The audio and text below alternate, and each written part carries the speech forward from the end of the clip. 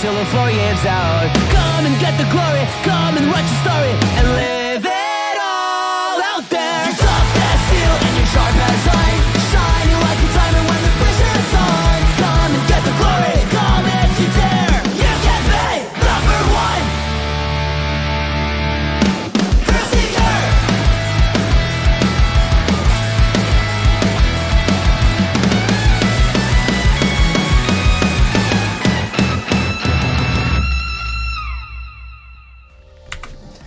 Good evening, everyone, and welcome to the Training Mode Network.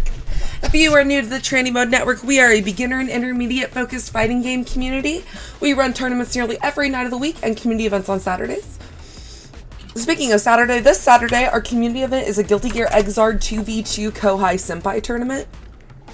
If you've never played in one of these, it is basically a player who is eligible for TMN Exard, Guilty Gear Exard, teams up with a player who is not, either due to graduating or being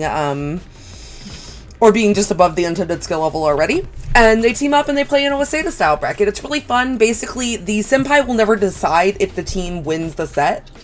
The Kohais play the senpais, and then the Kohais play each other, and that usually decides what moves on. But it's still first to two.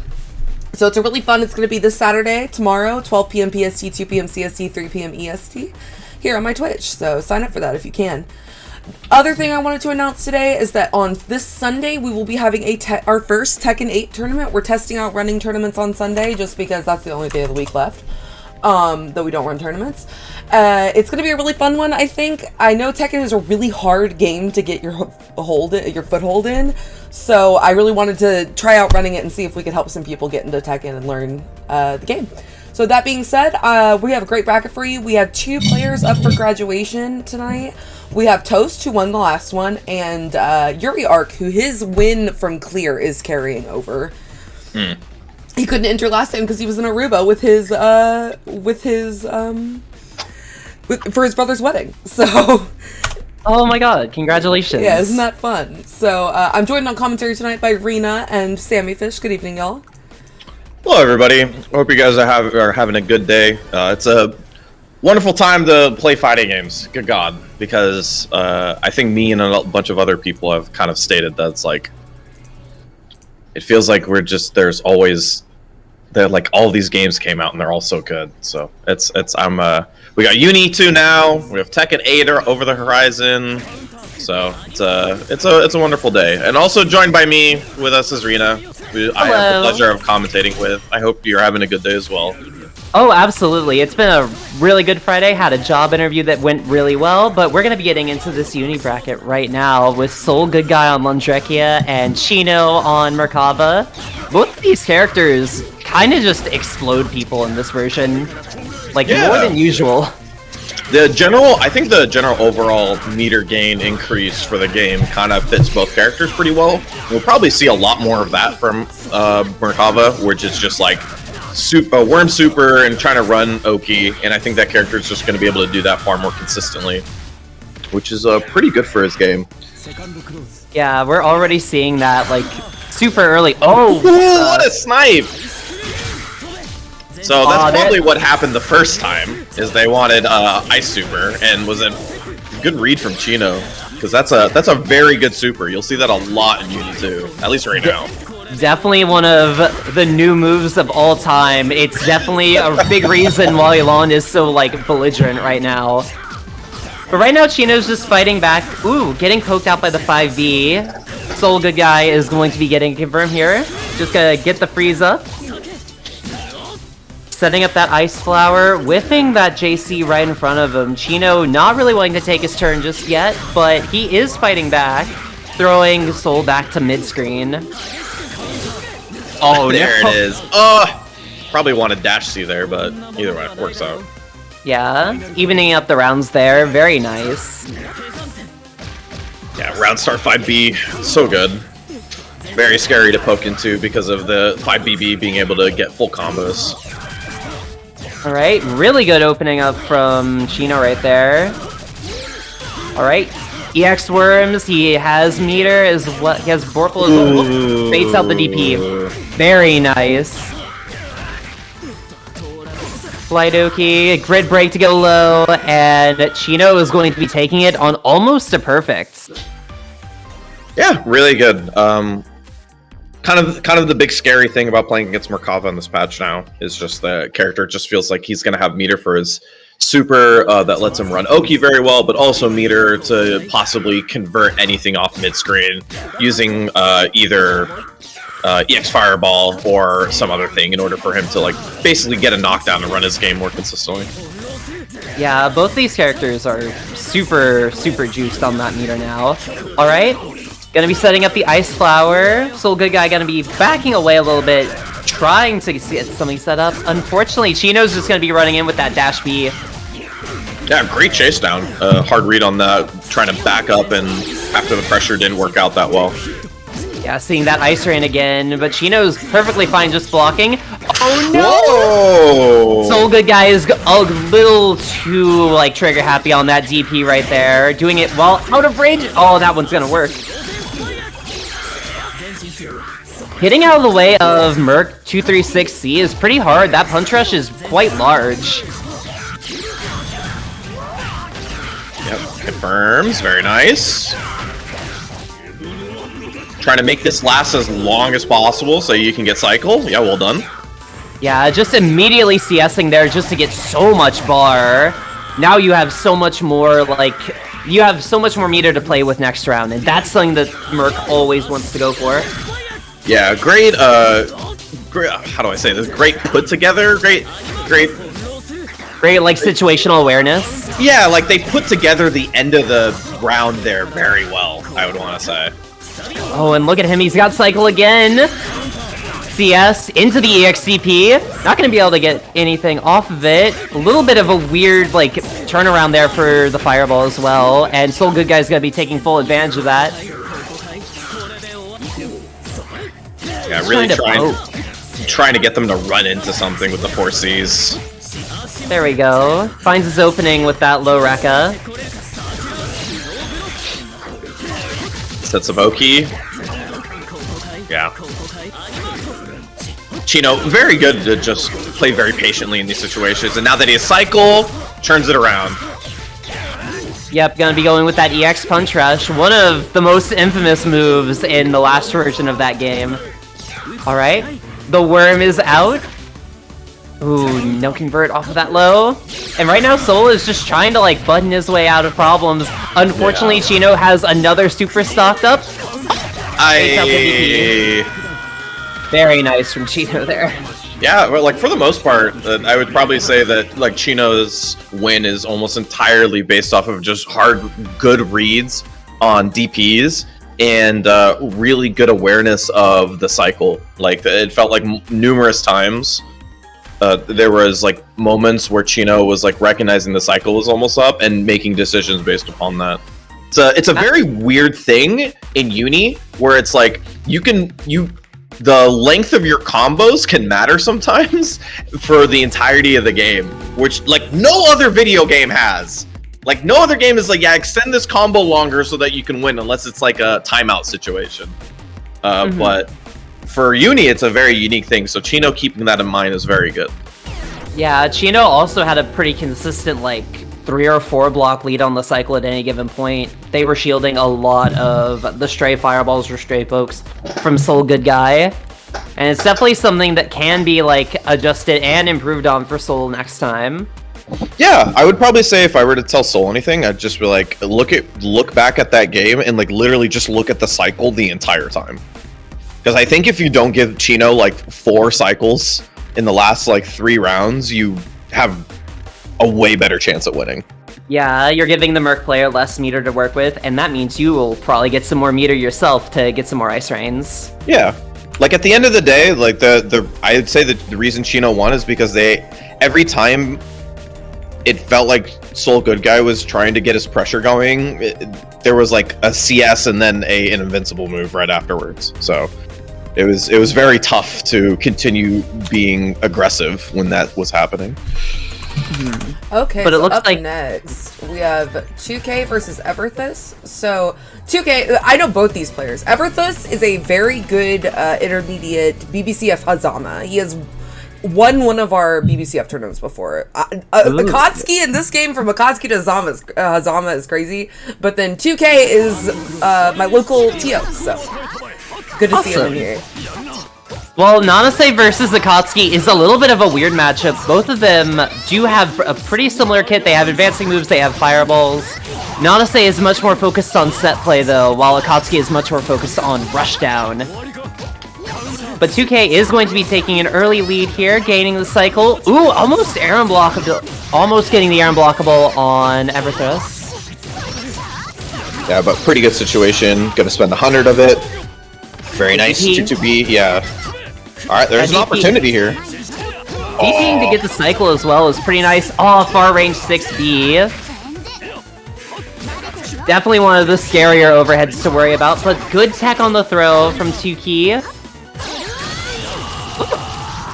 EXCP just to get out of the way, taking that round. Yeah, I'll bet it and it worked out. Kind of not the way you want to contest those fireballs. I know that it's kind of a mix-up when you're dealing with Nanase fireballs because of the direction that they will go, but for the most part, it's better to just dash block them. Really good fuzzy, but Everthrust is going to be just swinging out with that DP to mid-screen again. Very similar situation as last round. Oh, yeah! That's attacking Magic 4. Alright, another far range 6B. Oh, get the punish! Oh, so close. Yeah, just a little bit too far away. He had the right idea though. Dash C is a really good starter for Akatsuki. Oh, another 6B! No! Missed the ender. What a grid break. Very nice from Everthrust. Keeping it up.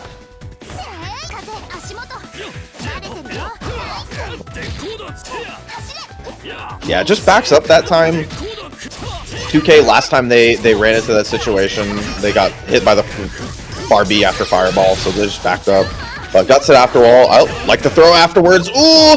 Got hit out of the air, actually! So wasn't able to get the launch that 6C gets when it's on grounded. Alright. Ooh, nice little side swap there, and really good shield from Everthrust right there. Oh, that was such a hard read. Yeah, going for a little bit too hard of a read there and gonna get punished for it with off that air parry. Miliadisc, just DP out. Does not matter right now. Hop over 2A. I'm nice. Very good. Everthrust is going to be taking game 1. I haven't played against a Nanase in this patch. Or this game, I should say. In that situation, was disc meaty? Did they press a button afterwards, or was that a punish from them setting disc? That is the meaty disc. It's very similar to Milia. I figured as much, but I kind of don't know when the discs are real or not real right now. So it's a learning process. Obviously, the issue is that there isn't a lot of Nanase players to watch and learn from, so it's kind of hard. Well, it is still pretty new in this version, so we're still waiting on getting some more people. Yep. Oop, another 6B. Aww. Everthrust is getting so much mileage off that move. Yeah. It's kind of in the bane right now. Nice. Very good CS DP. Red missed to death. DPs. Very clean, easy finish. We're at set point. Alright, good run up. Boy, nice throw bait! And a full combo as well. Very nice. Ooh. Just DPing out of the disc again. Ooh. Aw, okay. Forcing the movement because of that charged fireball. It's a little bit too durable. Oh.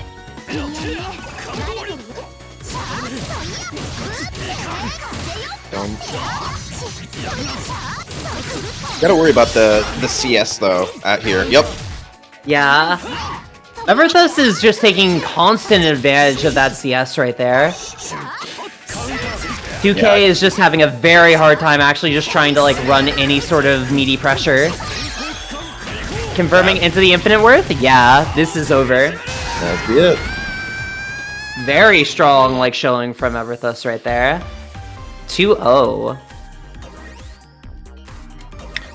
I think a lot of what 2K was trying to do was pretty, like, solid in theory, but I don't think they were playing around the DP very well. Yeah, a lot of the defensive options were kind of working very easily. So I would say, like, one of the things I think you understand about Uni defensively is that it is a hard game to be perfect in, like perfect defensively, right? So it's rather than you sort of like thinking about every option all the time, it's impossible to think about every option all the time. Rather, think about a couple of options that you feel like are the most like possible. Pressing. Yeah, like the thing that you think is going to happen the most, like the biggest two things, and put those at the top of your mind. And when you do that, I think you'll find that the defense becomes a lot easier. So, like, for example, in that last game, what's the thing that opened you up the most and the biggest issue? 6B, the overhead. So until he throws you, you should just block high on reaction. When it's the only thing you're looking for, you'll find it's actually a lot easier to block than you might expect. Absolutely. Getting into this next match, though, we're going to be getting Makona versus Waluigi Tails. Vodon versus Enkidu is definitely a matchup. Enkidu is kind of one of those characters that people think got a little bit like shortchanged by the patches, but he did get 6FF, which is quite good. But Vodon is a character that is a riches to even richer story, I think. Like, this character, like, didn't need that many buffs, and they just kept giving them to her. We're seeing already the overhead off of 6FF, doing a ton of work. It's definitely a knowledge check you gotta be very careful of in this matchup. Yeah, another character that benefits a lot from the meter usage, being able to go for stuff like that more often and be safe is like such a boon. It's crazy. Because like that was like her whole thing before, like 2 patches ago, was that she had no mix-up. And then now it's like, or she didn't have mix-up without CS. Now it's like, oh, she has strike throw and high-low to worry about depending on how she wants to structure her offense. Ooh, really good roll through. Not gonna be able to get a punish on it. Oh, throw attacks? Very nice. Waluigi Tails just going for another throw there. He's sitting on so much cycle. Getting Celestial here. Oh, Makona's just trying to strike throw. But it's not really working out. The defense, that was sick. Pick it up? Right. Oh, not quite. Oh no, really unfortunate grid break there. Oh, even worse whiff. Waluigi Tails stuck on the receiving end of this combo now. Oh, that was so unfortunate. Oh, the spacing was a little bit off. Gonna be oh, very nice. Going to be catching that 3C with their own 3C. Makona is going to be picking that up. Oh, round start 214A. All right, gonna be converting into that super and trying to get a charge of. Unfortunately, that flip kick it was not super meaty, so the parry is gonna hit.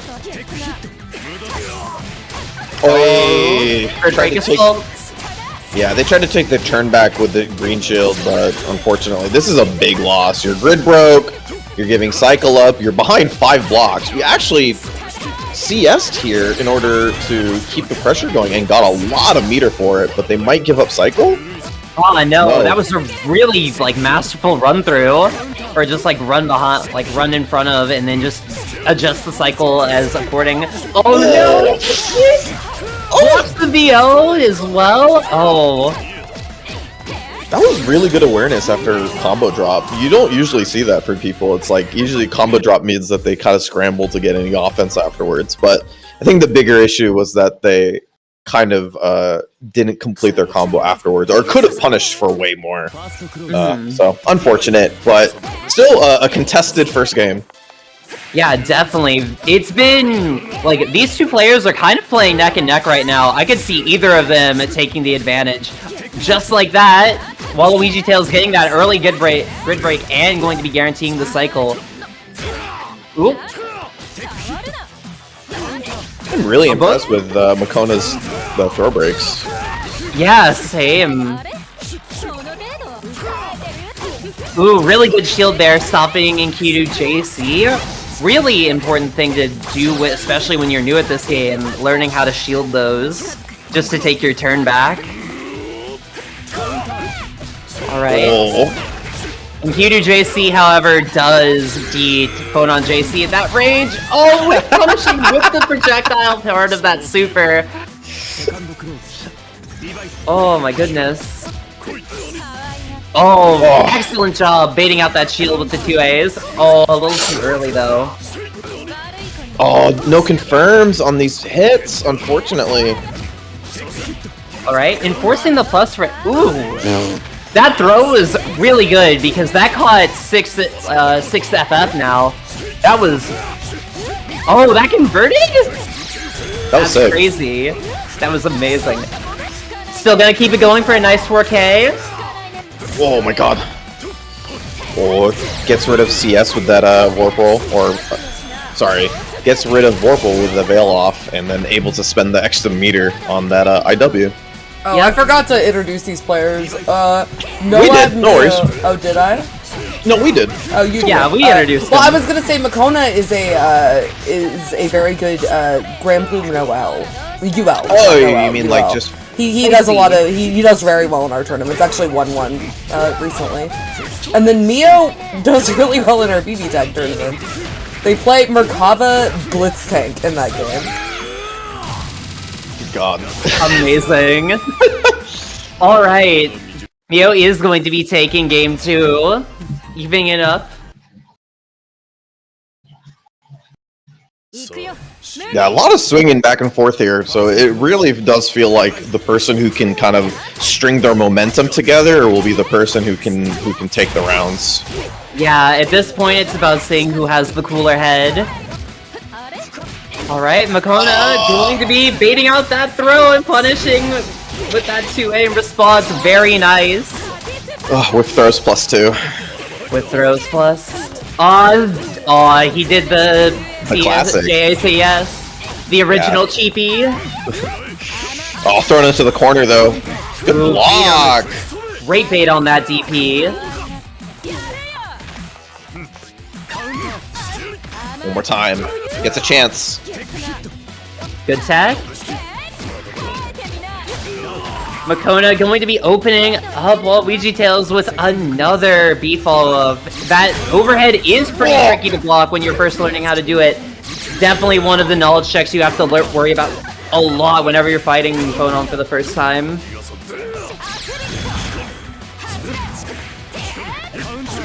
Alright, good block, and gonna be securing the cycle there. This is going very well for Waluigi Tales. Has a ton of bar. And getting a lot of those JCs. It's kind of clear that Makona doesn't really know how to consistently deal with them, and Waluigi Tales is taking full advantage of it.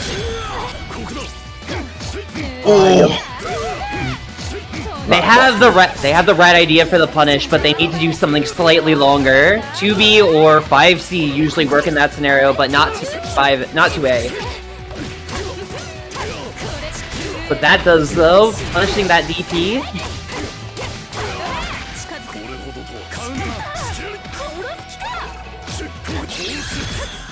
It kind of looks like Makona is going for like a fireball, like at point blank there, which is why they're getting thrown. Maybe they're trying to TK, but unfortunately, what? Actually, no, this is really good for them. This is a super good round start. They have put themselves in the corner. I like the run under though to keep the corner positioning. That's a really important thing to learn in Uni in general. Absolutely. You don't really see run unders like too much in this game compared to like something like Melty Blood. But that is a very important thing to know how to do. Oh, what an anti-air. Oh, not quite in combo. Yeah, just like in general, like run under as a thing, but like more like keeping the corner. You can have the idea for the same thing as like if people tech in the air, it's good for you to back up far enough to have them tech in front of you always. Like, don't let them tech out of the corner. As we really tried the IWEX there, but wasn't able to get the punish, unfortunately. This is a big cycle coming up here. Yeah, last round, last hit scenario as well, but Makona is going to be just inching it out over Waluigi Tails 2-1. That was a really entertaining set. That was a slobber knocker for sure. Both of them have a lot. Both of them, like, they played so well. I think they definitely have things that you can improve on from it, but I think they should play more. I think. Yeah, that's like actually the best thing. I would say. Okay, I'll give each person the same exact advice. Actually, I think both people should try to Oki the opponent with 2A. I think doing 2A Oki is like pretty good. I think I would say check some of the ranges on some of your punishes for both players. Oh, that's true. Yeah, some of the punishes were like a lot of dropped combos, so you can feel like your game flows a little bit better if you just have consistent knockdowns and stuff like. I'm not even saying doing the best combos. Just get a consistent knockdown off of everything, and I think you'll feel like your game flows a little bit more. Because there was great reads in there. The reads were great. I think that they had great ideas on like when to punish. They have a good sense on when. They just need to press some buttons that work a little bit better in that situation. Yeah, so I think your advice is right. Just play more. Play more. Get more used to your characters. Yeah. When you're in this position, I think it's really good to every now and then ask somebody to play a 1st to 10 if you can. And obviously, like if you're in the TMN Discord, which you should be if you're at this tournament, then you that'd be really easy to ask for like a 1st to 10 from anybody, and then play a bunch of ranked. Ranked is really good when you're trying to learn these little things like confirms and stuff like that. That will help a lot there. Looks like we're getting into our next match, Deerskin versus Barry. I believe this Barry is the same one that is in Austin, because they both play Hilda. Yeah, he's actually from San Antonio, but he goes out to the Houston and Austin events a lot. Gotcha. Yeah. Yep. I know who Bloodberry is then. I used to think he was a trans woman for the longest time because he played the purple Uno color. I was like, that's a trans woman for some reason. I never met him in real life, but I had seen him enter a lot, and I was like, oh yeah. I would like she, her, him constantly, and I don't know why. Oh my god. I don't exactly know who Deerskin is, but that combo was so good. Deerskin has been entering our tournaments quite a bit. They place well in our O2 tournaments for like every game. They'll go O2 in the main bracket and then do really well in the O2 tournament. It's really awesome. Yeah. The hidden bracket threat. Yeah. Oh, I have some fun what's it called, trivia to share about an 0-2 bracket, but get into this one. I think really the big issue here is that both of these characters kind of have to always keep each other like in check at all times, but not overextend as well. So it can be kind of like a tricky matchup on both sides. Absolutely. All right. Oh, Bloodberry gonna get anti-aired! Oh, by that 4C. EX Worms are going to be out here, so you do have to worry about a little bit of an RPS situation, but Barry is going to find their way out. Yeah, I found the hit, but wasn't able to complete the combo, but a very good snipe, recognizing the Deerskin was doing something on the other side of the screen. Take the round for it. Absolutely. Alright, just flying aggressively, but going to be getting anti-aired there. Very good. Set up Gloom. Oh, actually just backed up away from it. Yeah, just falling into that 2BB. Really rough for Barry here. Ooh, good block. Ooh. I'm a bit curious on why they went backwards. Just trying to get out of the way, I guess. Jump out of the way of the back spike. Oh, just the tip. Just the tip of 2B, 2C. That move is so tall, by the way. It's insane. It really does feel like if you're not like aware of it, it can snipe you out of anything. Oh, pick it up. Very nice. Very nice. Oh! Yeah. Spin that bar. Deerskin gonna be taking game 1. That was super good. Yeah, pretty close, honestly. Just one of those where it's like I think Barry kind of spent most of the time in the corner, and for both of these characters, that can be kind of rough. You really do want the ability to move around when you're playing against zoners.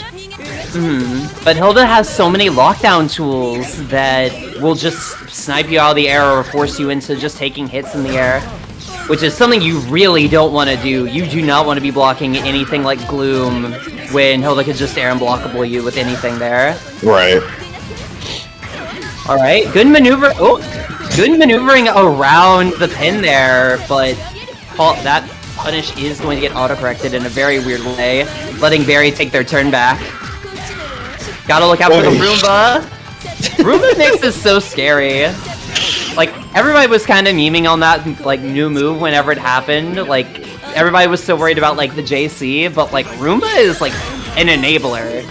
Oh, absolutely. I think it's a very scary super, because it's another thing that gets Hilda to be able to 50-50 you, which is, like, very frightening. Yeah. Alright, CS the Gloom. Yeah, forcing Deerskin into really awkward, like, areas where he just has to sit around and fly, but not really advance, and that's a perfect time for Barry to anti-air him, taking game 2. Yeah, been kind of tough at full screen for Deerskin here.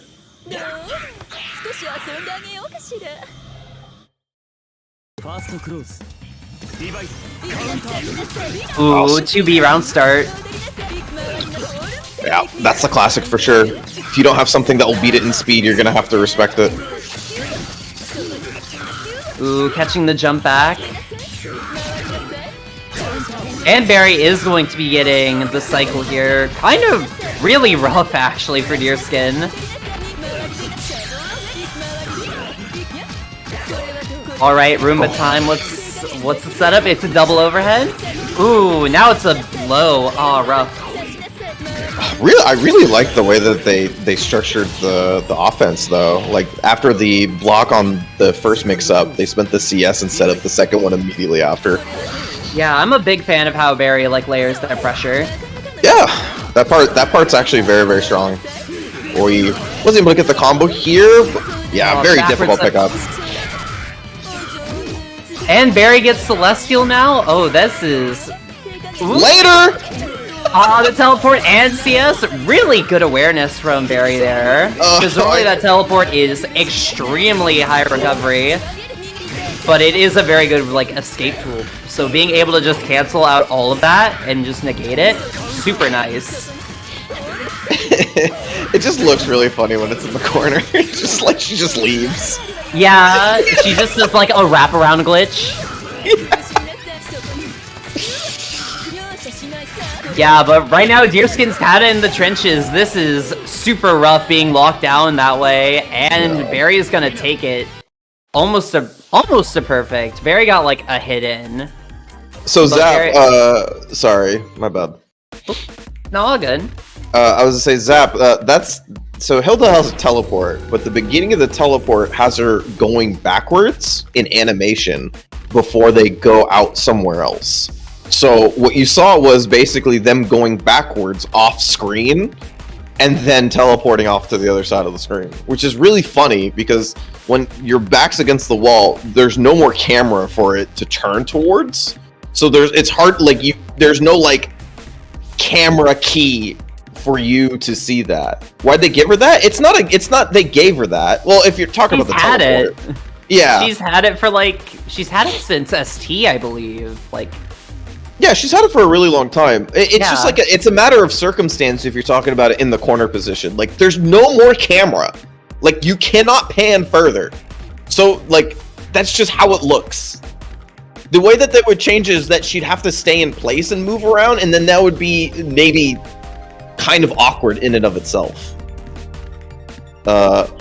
It is what it is. It is what it is. Anyway, good stuff. Sorry, I wanted to point that out because I think it's a funny interaction that people should know Hilda has. Yeah, I agree. I have a local Hilda player as well, and he adores that move. So I definitely agree. That move is hilarious. To Deerskin, I think you can benefit a lot from not jumping in the air as often. It kind of sucks, but once Hilda has 100-meter, you're kind of asking you to get sniped.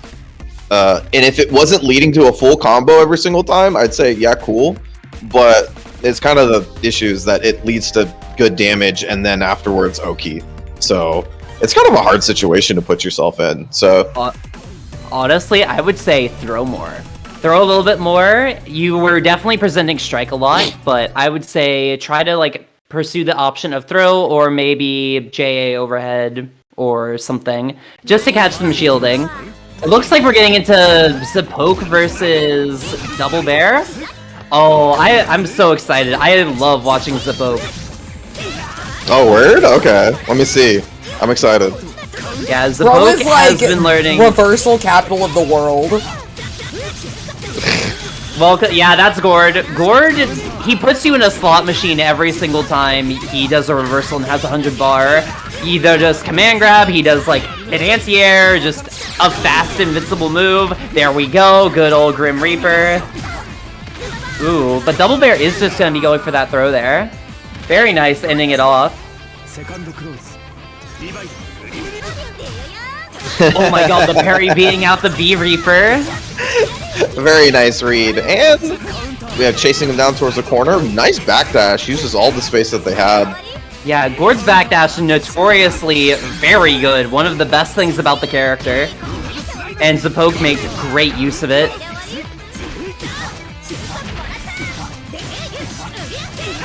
Nice, we get the confirm here.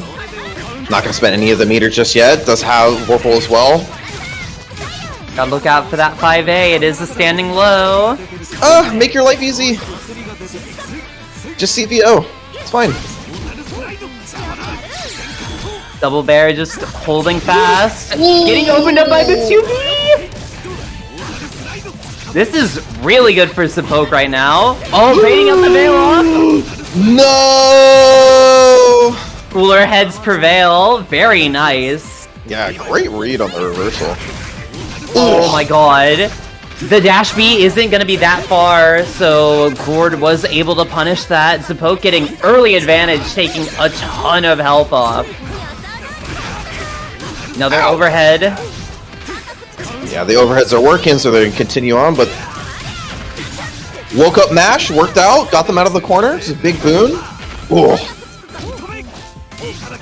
Alright, yeah. We'll chill Dash this out. C. Dash C is definitely a pressing button. That button is definitely... You get put into a situation so easily. You're like, I need to remember how plus you are after that. I believe it's at least, like, +3. At the very least. But another charged overhead from Zapoke. Going to be pushing Double Bear into the corner, but Double Bear is going to be pushing back. Show some resistance there. Getting the Vorpal cycle and just staying in stance. This is probably the worst part of the matchup for Gord. Gotta say. Yeah. Just being stuck in full screen like this. Definitely, like, I think it's probably the most important thing in this matchup is that Gord gets cycle, because otherwise it's just extremely difficult to approach the character. But not when you get right next to me so I can do EX command grab. Oh, trying to call something out with that 214B, the anti-air command grab. But Double Bear isn't gonna try to jump too much. Teleporting to the other side. Good Reaper pickup. Oh, yeah. Jumped away from the dash C. Easy punish on the way down. That's the rounds.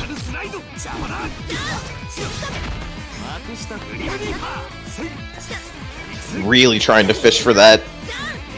Just for that bot though. Yeah. Oh. Oh my god. Rusty Nail, my beloved. Beloved attack. Just catching that hitbox. Speaking of catching that hitbox, my goodness. Oh. Yeah, that's worked out twice now. It's a little too far from aiming, but CS sees him in the air, does the Grim Reaper. Aiming again! Oh, another veil off bait. This is looking so good for Zapoke here. Very nice.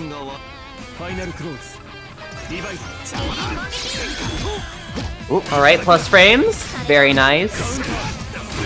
And staggering into the 2C. That is a low.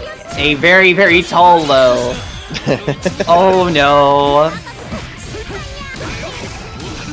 Just gotta be pretty careful here. Double Bear is in a bad situation, getting opened up by that 2-2A, by that aim opening. And Zapoke is going to be taking it with a perfect 2-0. That was brutal. Oh my god. My seating impeccable. Everyone I seated to make winners quarters made winners quarters. Let's go. Good at seating. Let's go. I'm so good at this. Talk about a TO that knows like their participants. Good stuff though. That was a fun set. I would say probably like it's hard to be overly critical of a lot of the stuff that Double Bear was doing because I think the idea that they had in the matchup was like mostly fine. Like they had the right idea, right? It's like there was like just like mistakes where they put themselves in the line of fire and it kind of sucked, right? Like they just like dropped the combo like so close to the opponent that they could do EX command grab as soon as they teched. So there are a lot of cases where Double Bear would jump back trying to get like a Bato and then just jump at the same time that Zapoke would do a Grim Reaper. And unfortunately, Gord is kind of one of those characters where you get hit and then everything starts snowballing. You just get put into the corner and now you have to worry about the command grab or you have to worry about like a stagger. And it's just like, ah, yes, today I'm just stuck here.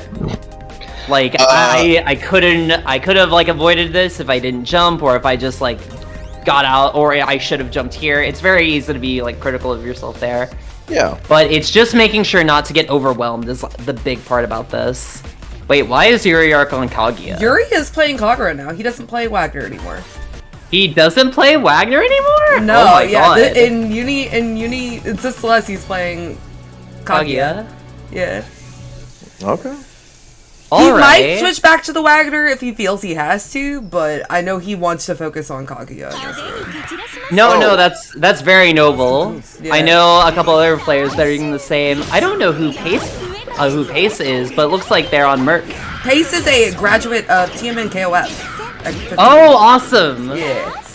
He's also Teddy Treebark's brother. Him and Teddy Treebark played in top 8 last time. They're fraternal so cool. twins and they played in top 8. I see. We facilitated their exercise. Darn, that's crazy. I mean, I would say, you know, the some of the best Street Fighter 6 players kind of do that day in and day out right now. It's good to have a partner that can meet your standard. Oi, Red Mist of Death. Yep, easy punish. Yeah, very nice. Kaguya is one of the newer characters. Ooh, actually, it looks like, man, it's just kind of going back and forth. But Kaguya is one of the newer characters released in this version. She is a set play zoner. She has grenades, she has rekkas and gunshots. And she will flip around and just try to hit you with long-range pokes or convert into something with some mines. Yeah, kind of an odd character, honestly. Like, I don't know really what to think of her just yet, but I think the most annoying thing about her is that she feels like it's hard to approach her sometimes, and it feels like sometimes it's like she just like kind of does a bunch of stuff in the air and you don't know what's going on. Absolutely.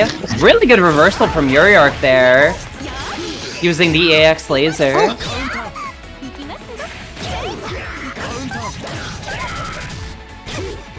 Alright. Pace is going to be just keeping Yuri Arc in check pretty well. It's been pretty back and forth, but Pace confirms into the infinite worth and a ton of damage is just there now. Very nice. Yeah. Really appreciate just bending the meter there. There was a minimum scaling change to all infinite worths if you're familiar with last version, which is why you're seeing so many people just explode a lot of others now with them. Definitely one of the big, like, contentious, like, system change mechanics. Oh my god, what a fuzzy. Very nice with that JA. Set up the mines again. Ooh, Very good match and pace. Yeah, and great side switch combo as well. Sets up a worm.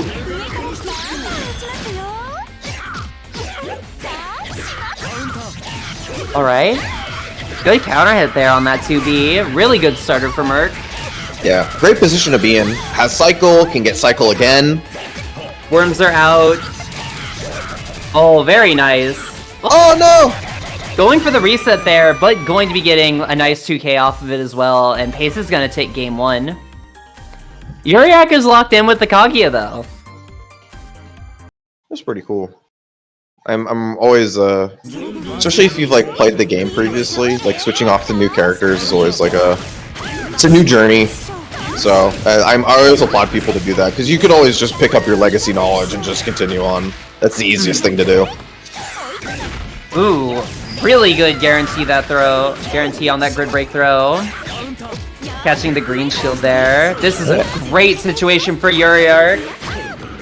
Totally forgot we have another character that has combos off throws. That's a big deal. That's a huge thing in this game. Yeah, it's not a system thing for a lot of characters. Kaguya is able to do it off of the wall because hers wall bounces. So it is like a super nice thing to know. Another snipe, very nice. Alright, very good.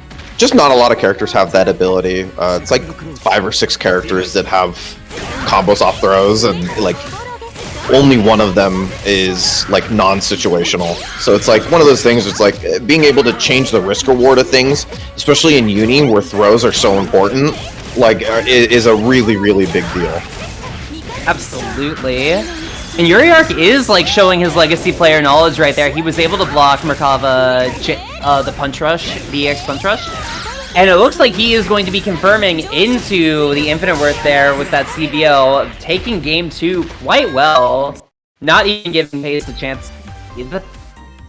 Yep. Oh, I'm always a big fan of making your life as easy as possible by, if you know that with the scaling, like CBO IW is going to kill, just do it. It's like the easiest thing in the world. Make your life as easy as possible.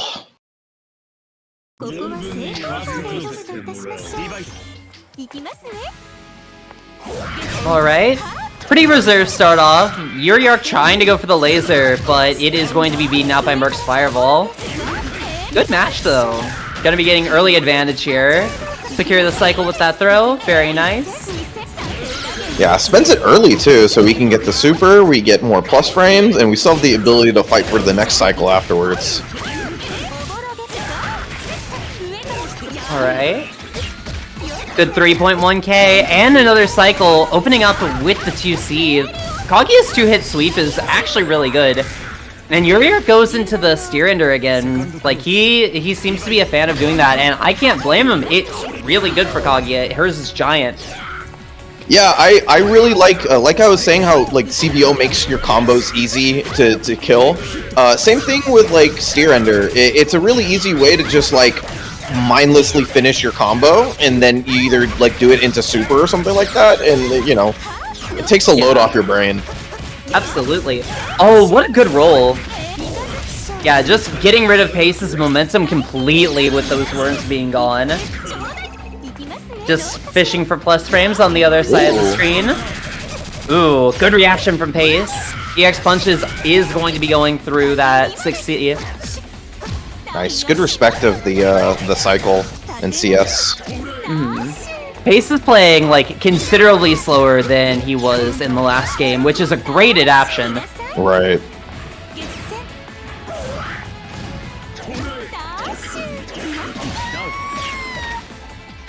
I'm not sure because I haven't fully studied this character yet. Does Kaguya not have an option for Merkava just standing on the top of the screen like that? Not really, no. Oh. A lot of her moves are very... She could like run up DP, but that is extraordinarily risky. Right, so being in that space for Pace is like a pretty good idea at full screen, I guess. It does give her some time to just set some orbs, but those won't really bounce in the right ways to hit up there. Great confirm off the counter hit though. Yeah, Uriark's routing has been quite good. I'm a big fan of it. Alright. Just being very patient, just spinning the plus frames and getting that counter hit 2A. A-Normal's getting counter hits now is so crazy to me. Blocking another reversal and getting a throw confirm? Oh, that's something unique to the character, huh? She doesn't have to worry about green shielding that for a full combo. She can just throw it, and then you're next to the corner. That's cool. Yeah, that's actually one of the big system changes. Merkava 236C is now throw punishable on every character. Like, even without shielding it. Right, so that's the easy punish for everybody. Obviously, you can still go for the fancy punish with the shield. But in that situation, it's perfect. It's like brainless, right? You just throw in the corner and you get the combo, which is very cool. It's so... As somebody who's been playing this game for years, absolutely, I'm so happy. I'm so happy. Honestly, I will never go for the green shield ever again. I just hated that thing, so I messed it up 90% of the time. I am wiping the sweat off of my brow. I baited it. I'm so chillin'. I'm so hey, it's good. Tree Bark. I'm so good. It's so easy. Oh look, it's the twins. The bros, but they don't have to fight each other yet. Not yet. Teddy Treebark in here with the Byakuya, and then we're gonna have another Merkava. We're gonna have Ook, who got third last time. So, Ooh. I think no. Okay, so last time Overcrack got second and had an insane losers run where he beat Teddy and Ook to get to Grands. But Zapoke actually took it over Overcrack this time in winners. So Overcrack in losers again. Let's see if he can make the same run as he did last time. I see. And then Toast took it over Barry, so Toast will be in winners quarters. And then we got Zapoke versus Uriark in winners semis as well. Oh, that match is gonna be so fun. That's gonna be very so fun, excited for that. More Merc? Alright. More Merc. I'm beginning to notice the trend here. There's a lot of Merkava around. I think a lot of people who looked from the inward. outside in. Yeah, they're like, "Oh, Merkava's sick," and then the Uni 2 Merkava's came so out, cool. And it's like, oh, he's good? Oh, Yeah. we're playing him. He's always been pretty good, though. Very solid character throughout the entire game's history. Yeah, I guess you can't get more solid than, like, him or Byakuya. Like, the menace of, like, the last two versions. Byakuya was a monster. Yeah, this character is just absurdly consistent. Like that. I think that's the thing I can give him the most, is that it feels like the character is almost never out of it, and so it makes him a really good tournament character, in my opinion. Absolutely. But right now, Ook is going to be setting the EX Worms. And going to be opening up Teddy Treebark here. EX Worms add, about, 1.2k, or, 1.5k to, any combo you do. And it looks like the Fireball was trying to beat out some sort of anti-air attempt from Teddy Treebark, but... Looked like IC3C, unfortunately. But, that's kind of the thing that you want to do in that angle, but the Fireball came out first. Absolutely. Pretty rough start for Teddy Treebark, though. Getting grid broken and getting slammed by that overhead and getting hit by that grabby arm. Oh, nice pickup! Things are just not going his way right now. Good veil off. Very nice. Hitting with the 5A2, trying to steal back some of that momentum, that was lost early on. This is so good for him, actually. Just spin it on the IW. Yeah, gonna get a good amount of damage. Has cycle as well, so we can go for any sort of mix-up here. Oh, got away from it, though. Well done from Ook. Oh, sees it. No, we don't have any meter to do anything with the red miss. That sucks.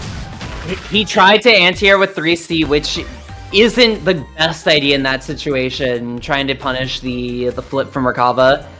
He was trying to anti-air, which is a good idea, but unfortunately doing 3C there doesn't consistently work. Yeah, this character is kind of Not for anti-airing, at least. No. 3C as an anti-air is good on assault read, I think, if you want to put something out that you know will hit, but not for that large of a jump in. No. It's not quite a jump in, but it hits from a similar angle. Yeah, I don't know if this character has a anti-air that is nice to use. If it's not EX Rekka, it's a little bit rough for him. I guess he Yeah. has 5A, but that's kind of a joke answer. Because his 5A is just giant. Yeah. This is just a bad situation for Teddy Treebark to be in. Ook getting a perfect there, locking him in the corner with the worms.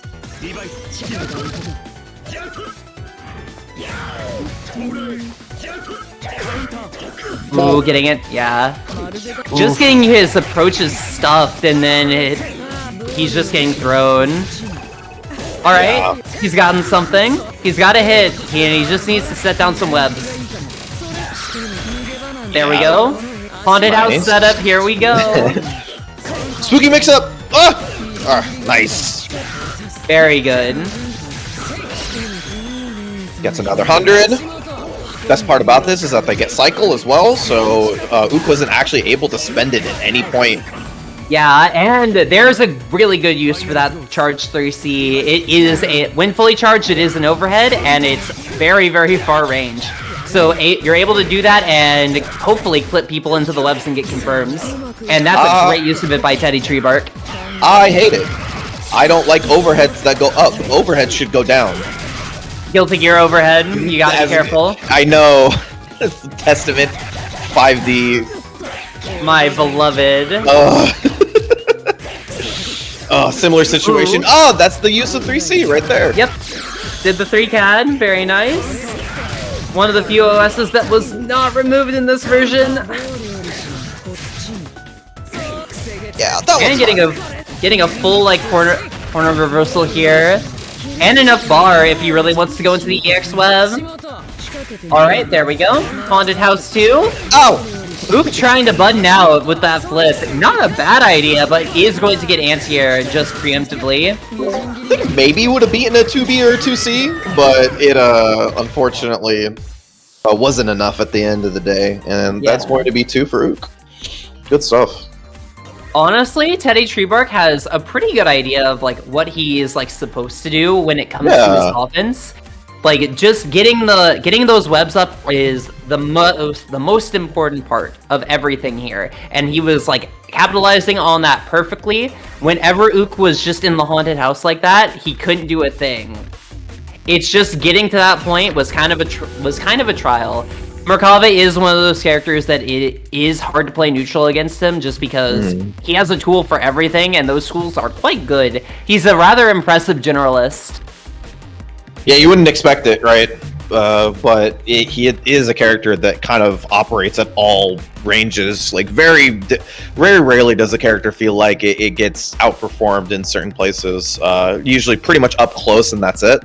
But other than it, but that's kind of difficult because the thing about Byakuya is that his kind of up close is also not fantastic, but he wants to operate in that kind of like 2B, that Byakuya 2B range where he kind of gets to outpoke you by having longer normals that are slightly faster than yours. And then you usually like either have a web setup or like you have just a large low. Like Byakuya has like a couple. Ooh. This looks like Zapoke versus Yuriark. And ever since it was mentioned that this was going to be a set, I'm excited. This is going to be violence, I think.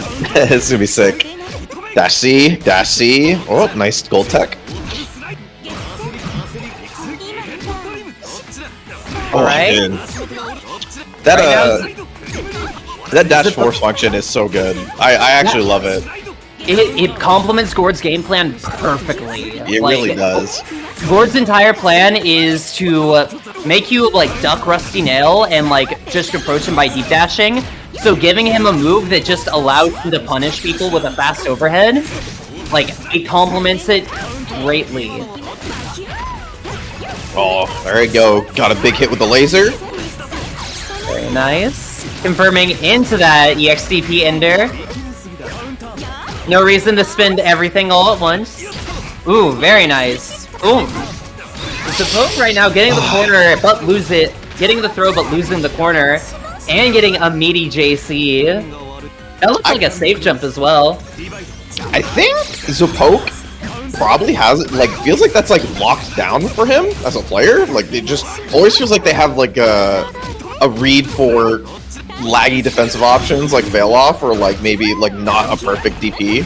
So they're always just like having really, really good assaults like that, and it kind of feels like it's scary to press on them. Oh, absolutely.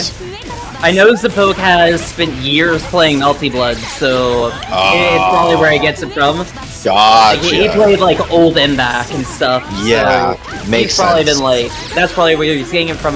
But Yuriark is gonna be getting a ton of damage from that Veil off. Like that did almost 5k. Like this is such a killing game now. Like you just explode.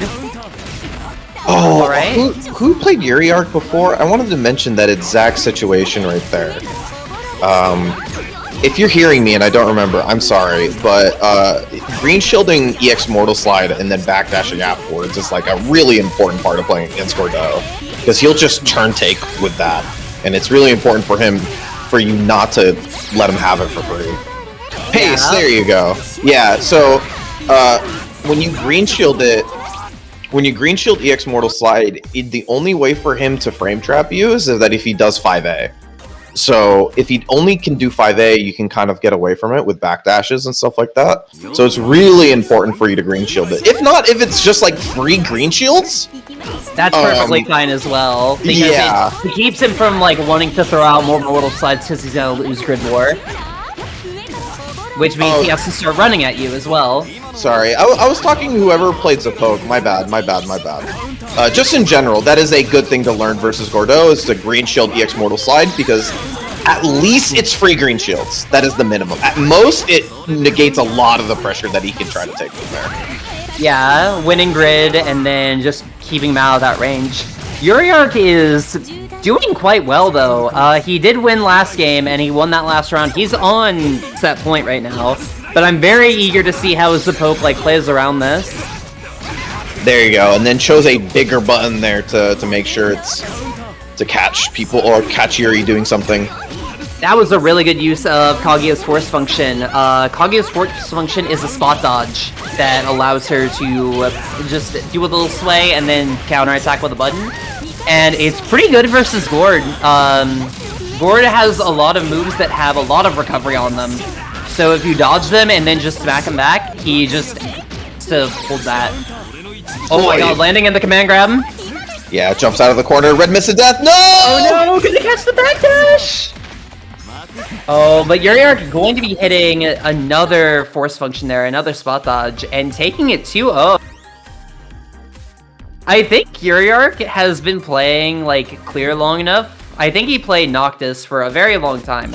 And Noctis is a very strong Gord player, so I think he's very used to the usual tricks and traps that Gord usually likes to do. But that wasn't entirely bad from Zapoke. Zapoke had like some very good moments like early on. It's just that Yuriark played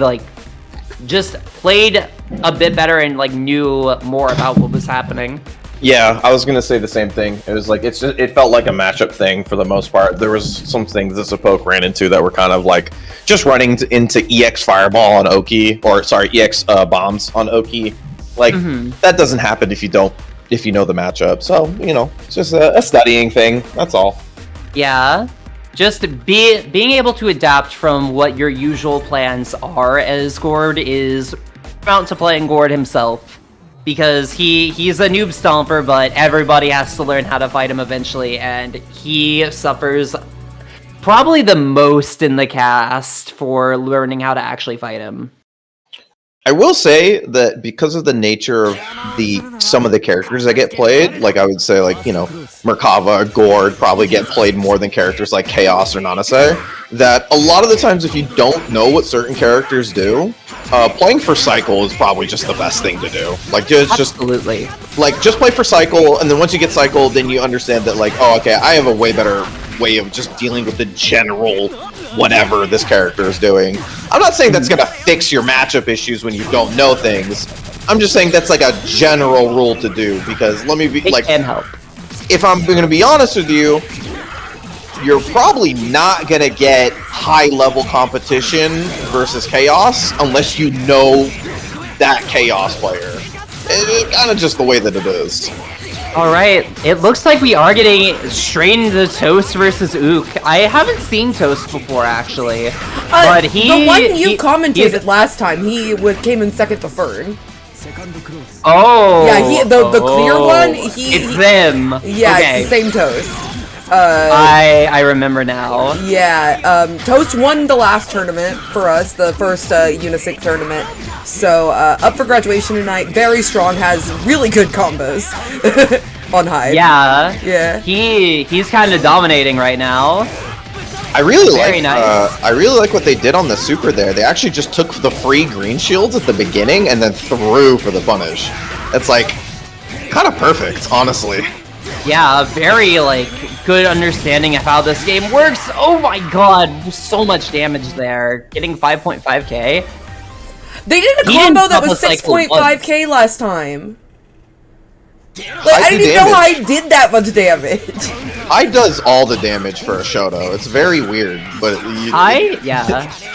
He's got that pro tag privilege in terms of his numbers, for sure. Alright, Ook gonna be fighting back, pushing Hyde into the corner. Toast is just gonna have to defend this, and he gets grid broken. Good tech. Oh, Like, just violently pushing his way out of the corner. EX Worms. oh my god. Nice, great defense and just confidence to down back until their moment came. Yeah, Toast has a great mindset when it comes to defending, I think. Oh my god. Getting clipped there. I got out of the corner. A lot of dash blocking. Oh, big throw. Yeah, Ook is going to be getting cycle here. He is perfectly fine waiting here. He has such a big health lead. Like, he's just winning the resource war, like, full stop. What a throw. Oh. Yeah, unfortunate. Wasn't able to get any pressure off that throw afterwards. He Well, had yeah, the right idea. Yeah, he had the right idea of using the steer ender there and then Yeah. CSing after it, but a little bit too early. The worms weren't quite there to back him up. What a good backdash.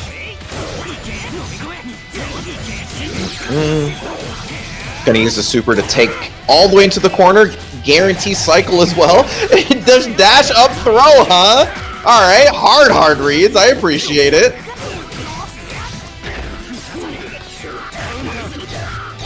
Alright, good mash. Loses cycle, but does have a life lead there. Unfortunately, it might be one touch if it's the right touch. Alright. Ooh, counter throw. Oh, Oh no! oh. Overextended. That's real rough. Toast, like, pulling it out. Oh my god. That feels bad. Nice. Toast is now on set point as well. Gotta be very careful right now if you're Ook. Ooh, good mash. Great shield. That was so good. Shielding the second hit, especially coming from a full jump, can be quite hard. Absolutely. There's some timing that you really have to, like, lab out just to get it right. Just get it right. Alright. Really good conversion from Toast. Gonna be getting the cycle. Oh no, getting the 5C starter off of that stagger. Really good starter for any high conversion. Yeah, make it nice and easy. CVOIW. Yep, And that is it. very nice convert there. Toast dominating and taking it 2-0 over Ook.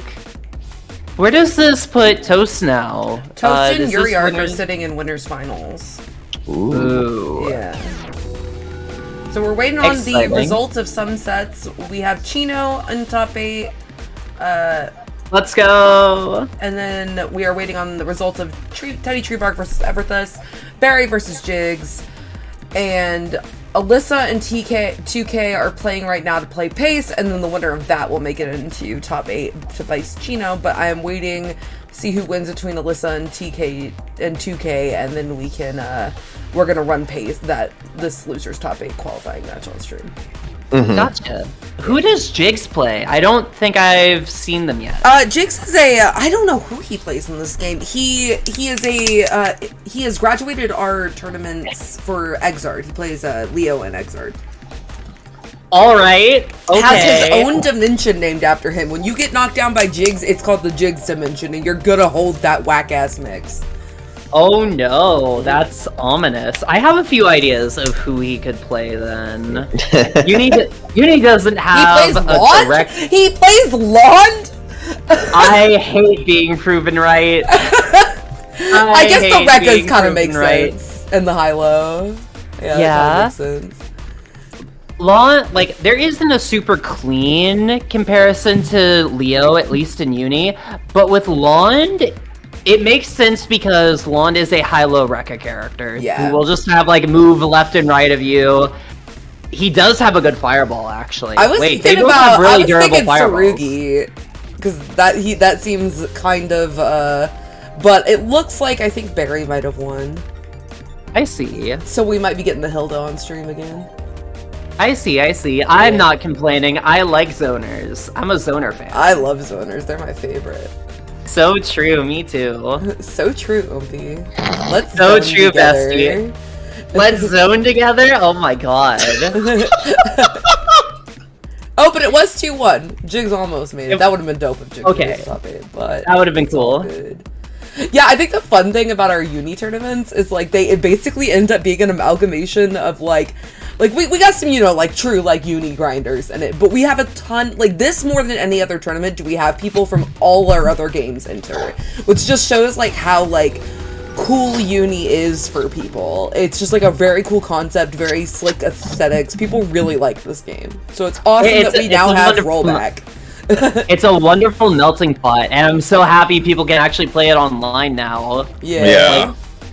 And you know it used to just be like a grinder game, and now it's just like terrible. With terrible, like the PC port was broken, but they fixed it real quick. It did not take as long as Type Lumina did. Jigs in the chat. I hate Hilda. Understandable, don't we all? This was faster than some Apex bugs, like real. And that's like, you know, all the backing of one of the biggest companies in video games. So like, good stuff. I always appreciate Kamone as a developer because he's just so in tune with the community and really appreciates everybody and how much they like support his games, but also like a dude who really wants to do right by the people who play his games. So like I've always been such a big fan of him. Yeah. I mean when he you know, like, and for this specifically, like anime games, I don't know if y'all know this, but a lot of the anime games that you know, a lot of them are supported by the Western audience. Like, we have a huge population here, and we play a shit ton of them. And you wouldn't know that until a guy like Kamone came out and said, hey, thanks, Western audience, you guys make this possible. And I was like, holy shit, it's like, no other Japanese developer has said that before.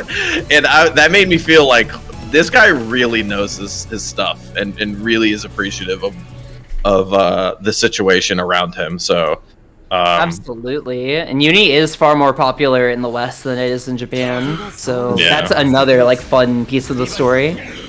Alright, who is up here? It's Pace versus Alyssa? Yeah, and this is losers round 4, I think. This is to qualify to get into top 8.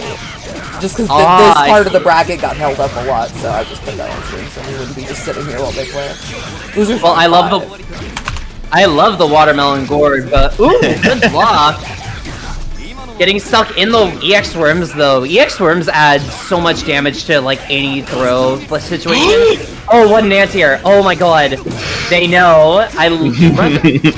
Rusty Nail is a button. It is definitely one of the best moves that Gord has. Yeah, and then especially in Vorpal, so it gets a massive buff. So you'll see a lot of once Gord players get into Vorpal. Bro, we move it like Street Fighter right here. No jumping, just dash blocking and moving back and forth. I really like how Alyssa's moving right now. Unfortunately, gonna be getting clipped there by Pace.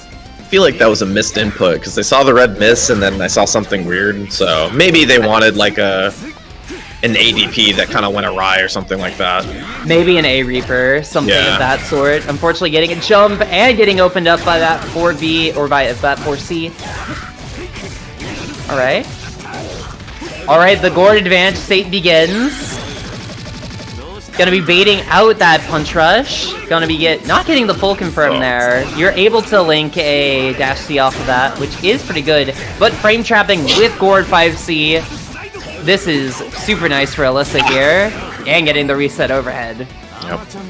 The momentum, like, is completely in their favor. Oof.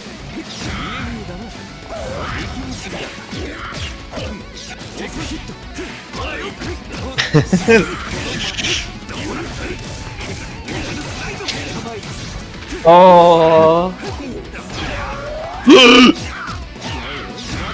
Oh, this is so scary, actually. Gordon Celestial. Oh. Oh my god. Rich get richer Celestial happening right now. Alyssa just looking for any way to open up pace here. Because any hit right now is going to end it. Dude. Celestial is a crazy position to be in. Oh my god. It's so funny, like, Alyssa just had 2 cycles where they had Celestial, and even though they were getting hit and losing, like, pretty much so much damage, they still won the cycle both times. Yeah. Right now, just being very, very patient right now, just waiting for something. Oh! Very nice. Unable to get a combo! And going to go with that enhanced force function, and that is going to take the round in Alyssa's favor. Oh my god.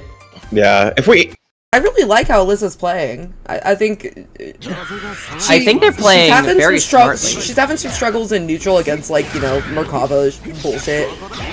But I really like the patience that she's showing. I think that is something important. Like, we got Zappoke who just, like, you know, swings.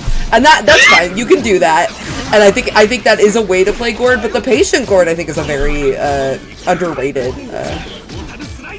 It's definitely like a case of, oh yeah, I'm gonna play a grappler versus I'm going to play a character with, like, pretty good neutral. And, like, just giant normals, but it looks like we're seeing a lot of that grappler coming out this round. Very quickly, like, swinging in Alyssa's favor. This is match point for Alyssa. the confidence it takes to sit on 200 meter and not be Grim Reaper EX Mortal slide on one start. So true. Ooh, good reaction from Pace there. Oh no! Oh, really important grid break. You don't want Gord to just, like, have enhanced Rusty Nail or Vorpal just in general. Yeah. So really important grid break. Like, that's a playmaking thing right there. Oh, why does Alyssa have the best force functions in the game? What's going on? How do they know every single time? They know how to use it. That button is so important. Oh my god. Nice bait on the force function. Yeah, very good punish there. Pace just throwing him back to mid-screen. Definitely not over yet. The cycle is definitely going to make it harder, but there is a steal here from Alyssa that can possibly lead them to the round, and that's a great start. Yeah, this is such good positioning for Alyssa to be in. Ooh, connect. And getting the cycle too! Oh no! Oh, no! Oh, aiming! Oh, frame trap by aiming. Oh, no, Spend it! not being able to convert. No, spend it, please! You did all the right things. They almost had it. I wonder if they know about the new Gord thing where you can hold 4 and whatever button you're doing the Mortal Slide chain with to get the anti-air version, which means it's cancelable. If you do the grounded version of the command grab, it is uncancelable, so you can't just tack on a super for it. But you can hold back to get the anti-air version, and you can just tack on so much more extra damage. Ace is, like, completely turned it around here. Alyssa is trying really hard, spinning bar, just trying to open him up. Unfortunately, dropping there, and Pace is going to be taking this round. Crazy Really mash good. on the 6B, though. Holy shit. Yeah, no, that was super good. That's like a 27 frame overhead, so you do have like a little bit of time to actually react and press on it. But really good by Pace. That is something that not everybody can do. Yeah. Or even have the confidence to do, like just Absolutely. pressing that situation. So, and game-winning button press, definitely. Absolutely. Ooh, and Pace is gonna be getting the... Gambit was going to be getting the cycle, but that slide is going to grid break. Oh, this Alyssa is slowly like starting up again. Like they lost last round and they're hungry to like win this one. Ooh, what a mash. Great When you lose games like that, it's kind of like the best thing to tell yourself is like, oh, I kind of did actually win it. I just messed up this one thing, and that should give you the confidence enough to be like, I can put myself in that situation again. Ooh, oh, what a unfortunate whiff throw by Pace there. Oh, was there a combo to win there? There With was a combo to IW? win. Yes, there was. I figured, but not sure. I wasn't sure. I don't play Gordo, so I'm not sure if his numbers at heart. But it definitely felt like IW would clean up there. Yeah, the anti-air command grab is super cancelable, unlike the command grab on the floor. That was that thing I was just talking about. So I don't know. Maybe they heard me. Maybe they were just testing it out or something. I don't know. Maybe I'm giving myself too much credit. But what I do know is Alyssa is going to be pushing Pace into the corner again and getting a grid break there. Really important grid break. This is really scary for Pace, having to spin that bar. Oh, gets another hit. Oh, Alyssa trying to just like run up. Unfortunately, that is kind of a very quick way to lose versus Merc. Merc can just like stick out a button like whenever you're trying to do the same thing and just beat you out. Ooh. Jump back JB. Oh, that cycle. Alyssa just being very patient. Getting the cycle. Teching the throw. Just dash walking. Oh my gosh. Going for that slide. Not able to fully convert. Oh my god. Oh. Fully charging that overhead. Gotta be careful here. Absolutely nightmarish! Throw tech and going to be catching Pace with that rusty nail. Oh my god, my heart, be still. Alyssa completely winning that on two crazy techs. That was... Oh my god. The way Alyssa is like stutter stepping around, like just Korean dash blocking their way through neutral here. Oh, really tried to bait the throw that time. Not able to secure cycle here. Pace is just perfectly fine, like staying on that other side of the screen in flight stance. It definitely is one of the things that makes this match pretty hard for Gord, actually. Gord doesn't have like a good non-committal way just to get in, unless he really wants to just go and like Grim Reaper his way through. But that does leave him open to fireballs, which Pace has started to notice and pick up on. It's made it a lot harder for Alyssa to get in, but Alyssa has gotten in all the same. Yeah, great conversion there too off the air hit 5B. That was Please really spin impressive. here, Alyssa. Please get IW. Oh no, we're going for Yes, okay. even Yeah, let's easier. go. There we go. Even Okay, they got the combos. Okay, cool. We're chilling. Alyssa has taken the set 2-1 over Pace. Oh, that was so good. That was such a good set. That was a great set. I'm glad we got that one on straight. We've had 2-1s. Nearly every match for 13th and 9th were 2-1s. There were a ton of 2-1s this tournament. So nice to know that everyone's getting closer in skill level. Okay. I think like the big thing I want to say for Pace is that one of the most annoying things about playing against Merkava is that when the character, like when you're trying to shield stuff and trying to like obviously win cycles so that you can get closer to Merkava when he's playing a full screen, and then he does something else that isn't like he like does no cancel 5C or something like that, and then you like shield nothing, and then you whiff green shield and you lose cycle because of it. I feel like you gave him a lot of really easy green shields. Like, that's a kind of a hard thing to practice. unfortunately. But like, I think it's one of the things that puts you on the next level of like the Merc category is like finding ways to win cycle when you're just pressing and looking for hits. The Teddy sorry. Treebark versus Barry, it looks like. Yes. Ooh. Exciting. I'm trying to remember how much I saw this matchup recently. I believe this happened at Frosty, I think. There were a lot of Hilda players at Frosty. Ooh, great anti-air from Barry, though.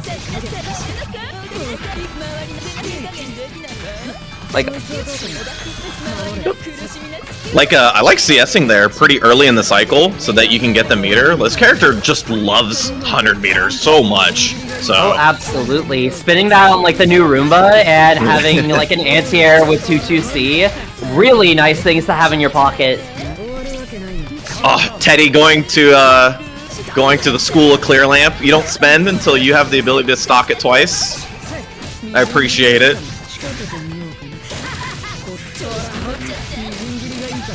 So now you have the 200. Yeah, easy spends.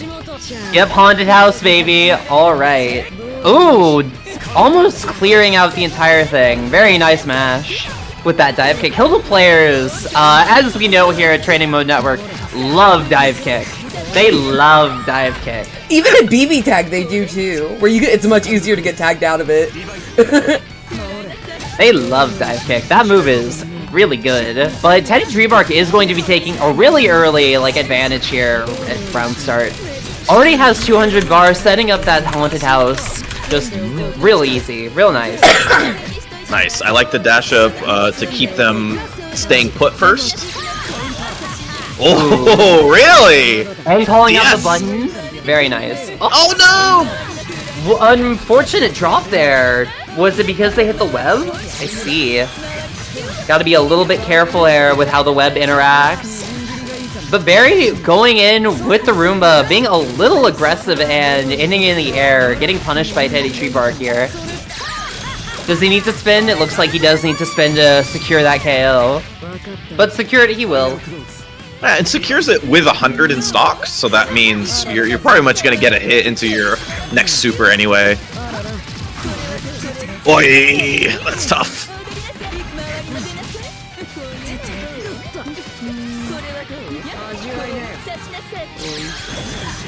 Ooh, gotta look out for 2-2C. Yeah. I can't believe Brand they new- gave him a tool like that. It's so good. It kind of makes sense. They removed the low property on 3C, so they had to give him another low. But this one's a tracking low that can go full screen, which is maybe a little bit better. Maybe. It's so annoying that I have to worry about that all the time now. It used to be when you were sat full screen versus Byakuya, you're like, cool, nothing bad can happen to me here. And now Nothing that's bad not can the happen case. here. Nothing bad can happen here, says nobody at all. Ah, yes. Teddy Treebark is just chilling here. Like, he's found his rhythm much better than when he was on stream beforehand. Oh, opening up low, but no convert. Is he gonna get a punish? No. Barry is... Ooh. Barry using the CS to make that teleport safe, but Teddy Treebark is perfectly fine just spinning the bar for the tracking low. Like, taking that game very nicely. Oh yeah, that is something that Byakuya can do now. Don't even have to, like, you can just react to 2C, honestly. Oh, that's really good. Ooh, Oi. look out for that overhead. Watch your head.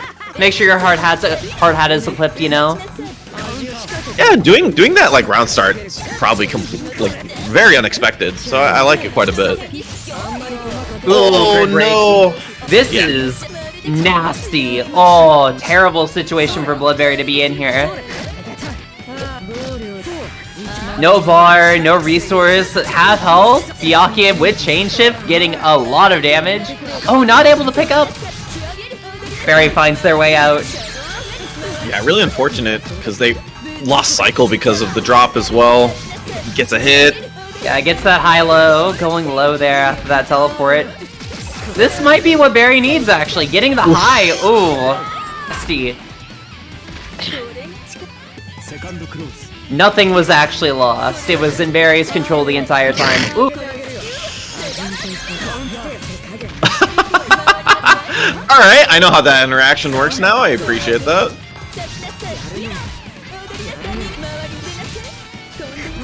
Alright. Very nice. Cycle. Aw. Even when I lose, I still win. The Gloom is going to be just coming out there, hitting him out of that combo that he was gonna hit. Teddy Treebark just sitting down here, getting hit, and getting like a game taken from him. 2-2 or 1-1 right now. Yeah, just really, that first round, I think in the second game was kind of unfortunate. But it really is that when Barry feels like they can exact their control on the stage, they feel like that they win the round almost every single time. Yeah, getting out of Hilda, like, anything is always pretty hard. Like, this character has a lot of control over, like, everything here, just because of how her buttons work and how her specials work. But once Teddy has been, like, getting past that, like, he's been doing quite well. Like, he's able to get his, like, game plan. It's like watching an immovable force versus, like, the strongest object ever. Because, like, once you get past, like, all the layers of, like, screen control and garbage, it's just like, oh, then the Hilda will die, and then Teddy Treebark just runs the immutable Byakuya game plan. It's just getting to the point where he can actually do that, and that's where he's really struggling. Yeah, this character's, like, so they want to flow, like, into their offense so badly. Like, it's so critical for the character to do this. Get the hit, go into super, run their mix-up, because they're, like, so much of their kit's built around doing this exact thing. Ooh, my god, what a web catch! What a web catch right there. Barry just mashing into it by accident. And getting hit by that overhead force function. Now just sitting on a pixel while Teddy is sitting on a full health bar. Barry does have 200 meter for the next round. You gotta be very wary of that now. Oh, anti-air, 3C. Teddy Treebark being taken for a ride. Alright, gets away from the Gloom mix-up. Tried to snipe. Oh no! Doesn't have invuln, you gotta just take that there. Getting beaten out by that 2C. Barry in, like, a super good situation right here. Just teleporting, like, into the Gloom, knowing Byakuya isn't gonna follow. What a trade! Teddy trying to spin for another 2-2C, but unfortunately getting clipped by one of Hilda's dash attacks. Very nice from Bloodberry, though, taking that 2-1. Yeah, to be honest, the 2-2C move's new, so I'm not exactly sure, like, when Byakuya can fit that in. But that does seem like I don't think that's a bad idea. Yeah, it's definitely a good, like, neutral check, like, especially at far range, because Byakuya doesn't have any way to, like, really pressure you from there. Besides, like, setting web, but against Hilda, you have to be a little bit more proactive at full screen. Other than just, it gives you an option other than just, like, dash blocking and hoping. Or, like, getting half screen and then doing, like, dash B, where it's, like, a half screen low. Or, like, doing one of your three, like, half screen-esque lows. Yeah. It can be. It feels kind of rough for sure. Like, absolutely. But at the same time, I think that, like, it feels like Teddy's own. That felt like a game where it's like, I go into replay takeover and then I don't lose that game the second time around, sort of thing. You know, like, you just need to learn, like, a little bit more, because I think if those 2-2Cs don't go awry and you hit them, then you have, like, 4 more turns. And 4 more turns with Byakuya is, like, game winning. Absolutely. So.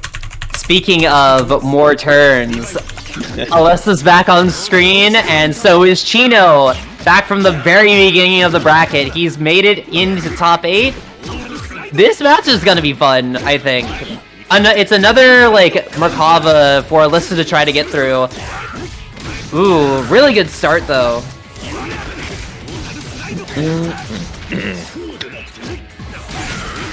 Oi! Very nice full charge 5C. Great read on trying to that Chino was going to try to win cycle, so went for a big overhead that broke grid. Alright, stuck in the corner, stuck in the fight stance. Oh, well, Alyssa gonna be getting opened up by the 4C. Just pretty fast overhead that goes about half screen. You gotta be pretty careful. Oh, Alyssa does get the confirm there, taking round 1 versus Chino. Yeah, pretty unfortunate. They had, like, just lost cycle by, like, a pixel. But they might win it this time around. Run up and gets a grid break and has 200 meter as well. So, unfortunately wasn't able to get the combo. But, nice throw.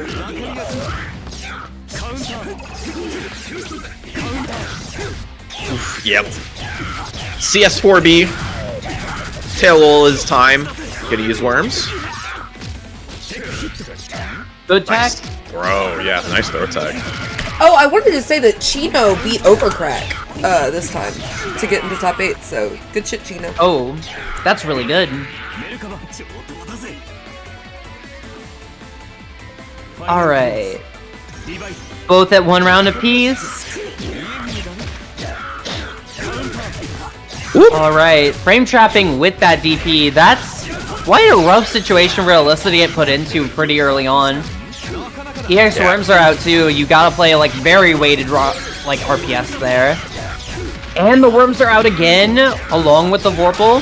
Oh no, getting clipped. This is a real bad situation for Alyssa, but gonna be getting that command grab out of it. Oi! That was... Gonna be reacting to that red mist with that Punch Rush Super, and Chino gonna be taking game 1. Not a bad idea from Alyssa, but it is pretty hard to pressure, like with something like a command grab that's a little bit slower. It's just hard to pressure in general when your opponent has CS. Especially when they have like the threat of a reversal like that. Yeah, once you have 100 meter on Merc, it's pretty good to just be like, if I don't know what's going on right now, I'm gonna CS. As long as it's not gonna lose you the cycle, like next cycle afterwards. Then just CS. If I see red mist, then I eat it up. If I don't, then, you know, stay put. No big deal. Ooh! Good punish on that 2FS. Like, Alyssa, like, getting a really early... Oh, dive kick! The red mist allowed Chino to just get that dive kick up. Yeah, saw exactly what it was after CS. Perfect punish.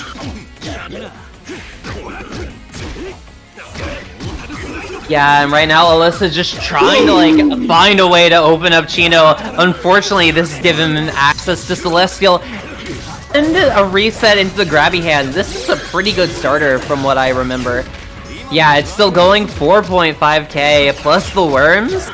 And Yeah. Chino gonna be getting that cycle again as well. This is pretty rough, actually. Very bad situation for Alyssa to be in. Especially as Gord when you can't really police Merkava like jumping around like that.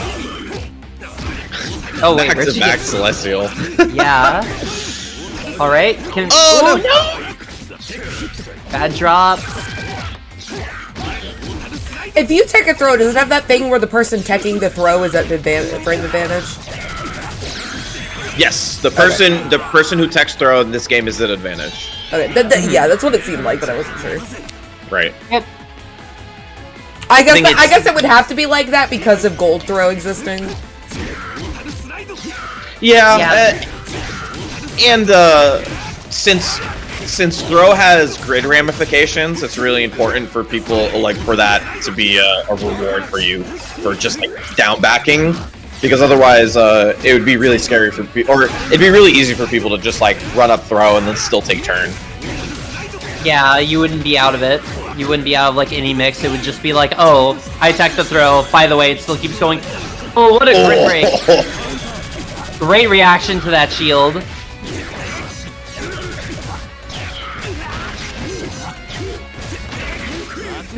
It should like it. So that cycle will be back by the time that... Oh, by the time that the grid break is able to be over. But it doesn't really matter for Alyssa right now. Just gonna be confirming into that KO. Very nice. Not out of the game just yet.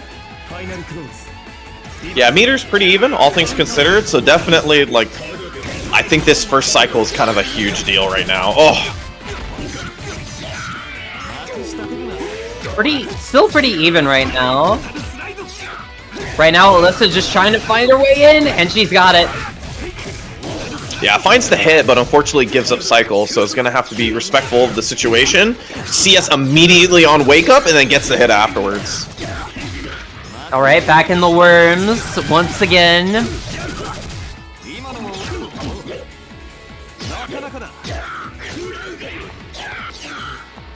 Alright. Yeah, this particular situation is just not fun for Gord. He has no real way out of it other than dashing forward. Alyssa Alyssa gets a mash. Really nice. Her 2A lands true. That picked up? That works? What? Oh my god. Now watch the super. Do it now. Oh my god, Alyssa takes game 2. She's crazy. She's so good. Oh my goodness.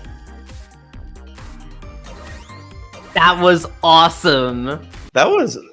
I need to see some snasty combos with that, because that was a very cool thing I've never seen before. Oh my god, I thought that was like a side swap, but no. Oh my god, just scooped right up. Alyssa showing that second win, going into game 3 here.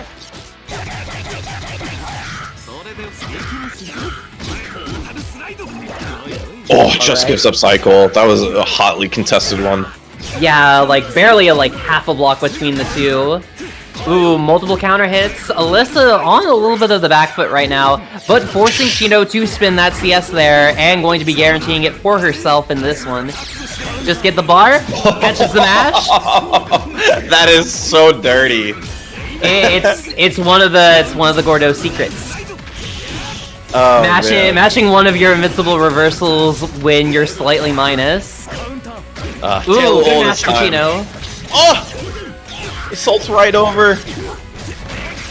Could be going either way. Ooh, actually no, it's definitely going to Chino right now. Definitely going to Chino with that infinite word just being tacked on at the end, adding like 1.8k, like almost 2k there. Tons of damage, but losing all that meter in the process. Alyssa has a full bar, but is currently getting hit. Yeah, unfortunately the 2B went the wrong way on the second one, but trying to dash out. Yeah, Alyssa doing really well to do dash blocking into a better range, and that way then they can do stuff like a Soul Jump C and get some pressure going. Alright. Oh no! Very visible green shield there, almost in range to just grab it. Unfortunately, Alyssa is not going to be doing that, electing for normal pressure there. Ooh. Yeah, really important to get those grid breaks when you can.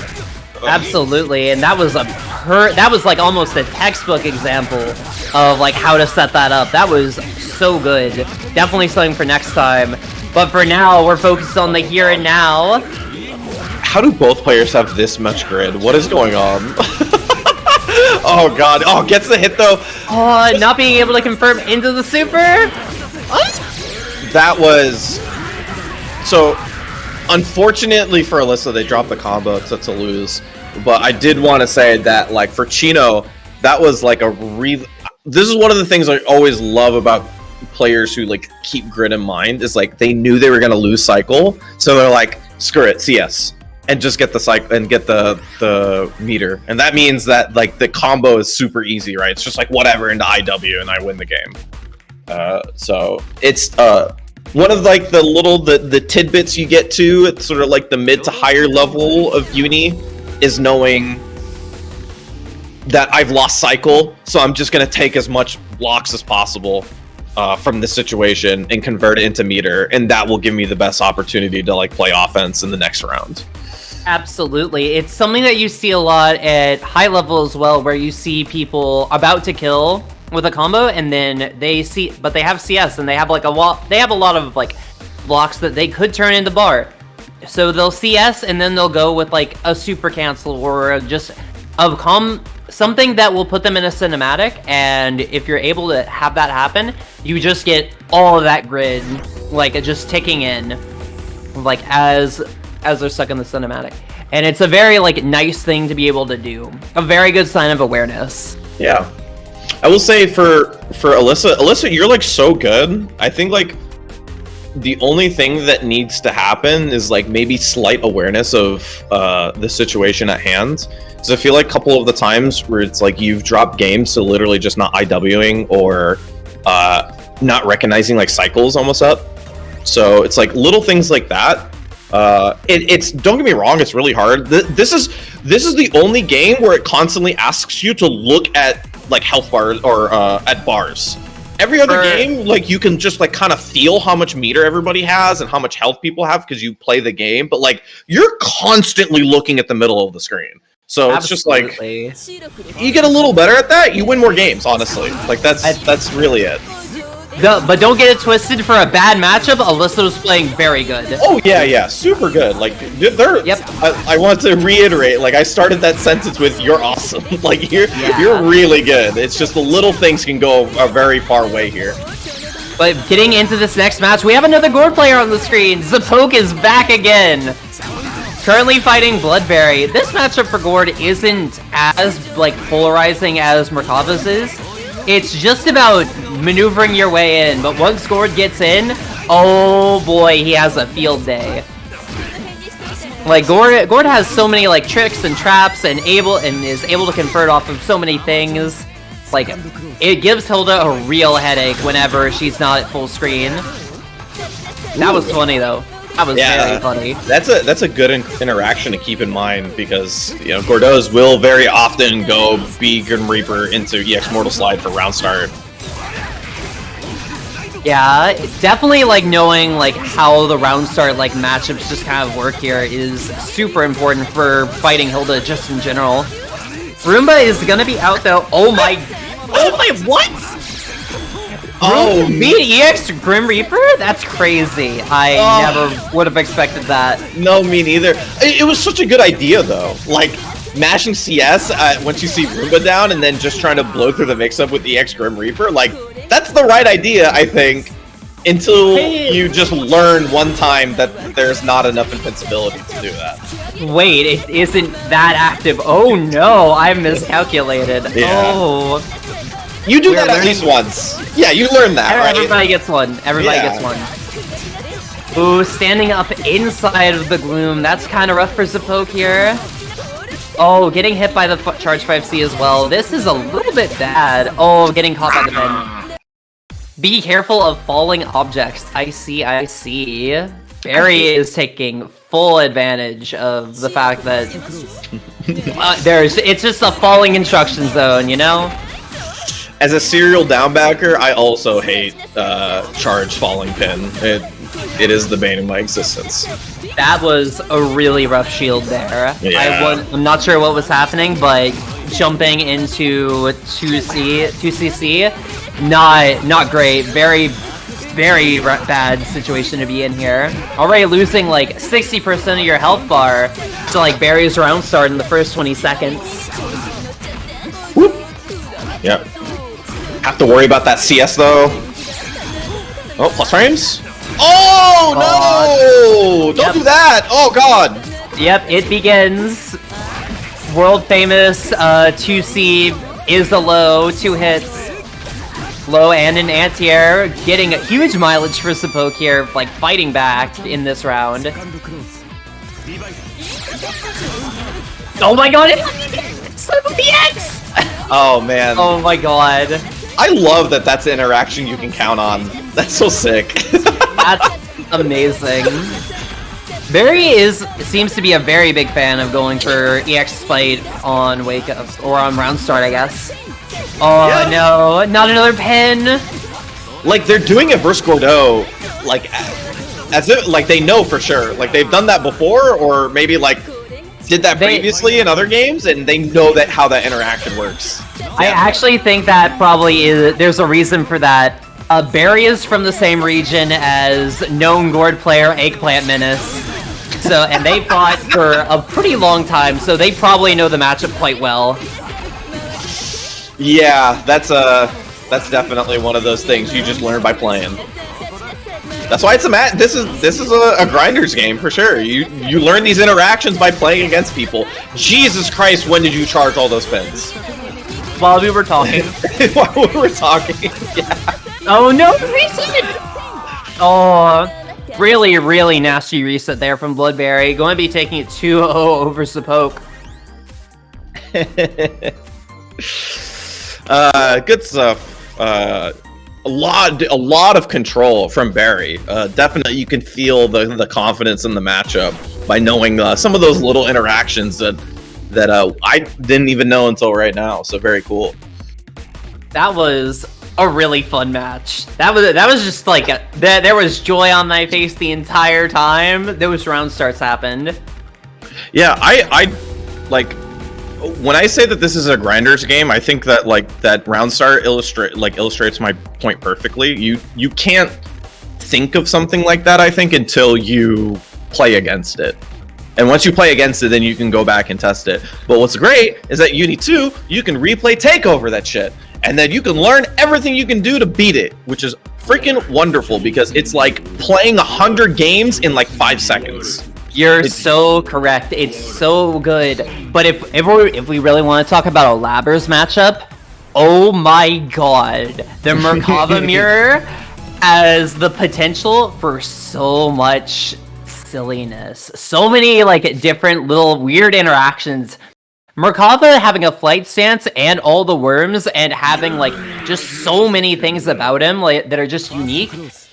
This match, the mirror is an insane like little feat to watch. It's great. Oh, is it 6-4 both ways? Is it one of those? It feels like it. It sure does feel like it. Oh boy. Alright, Chino gonna be getting the first cycle. Chino is going to be the blue Merkava and Ook is going to be the pink one. For both our reference and for the reference of the people at home. But Chino right now is at a pretty good advantage. Gets the cycle because of those whip throws and gets a dive kick punish. I will say this is like 90% of the time a very difficult thing to assess, but this is a good game where your color is on that little crop up that happens when you get cycle. So there's like this constant reminder of who's who now because this is a good game and you put your character color and stuff like that and it's wonderful. It's a very good touch. I like it a lot. Ooh, Ook has gotten the convertment. He is gonna get the cycle and oh, that's nice. That's so good. Everything is going great for him. Yeah, fall behind the worms. Try to get a side swap with that roll. Yeah, this is good. Ooh, did that use both slams actually? Looks like it, and yeah. he faked out the throw bait with the assault there. Gonna be converting into that EXP punches. Gonna be taking round 1. Very nice.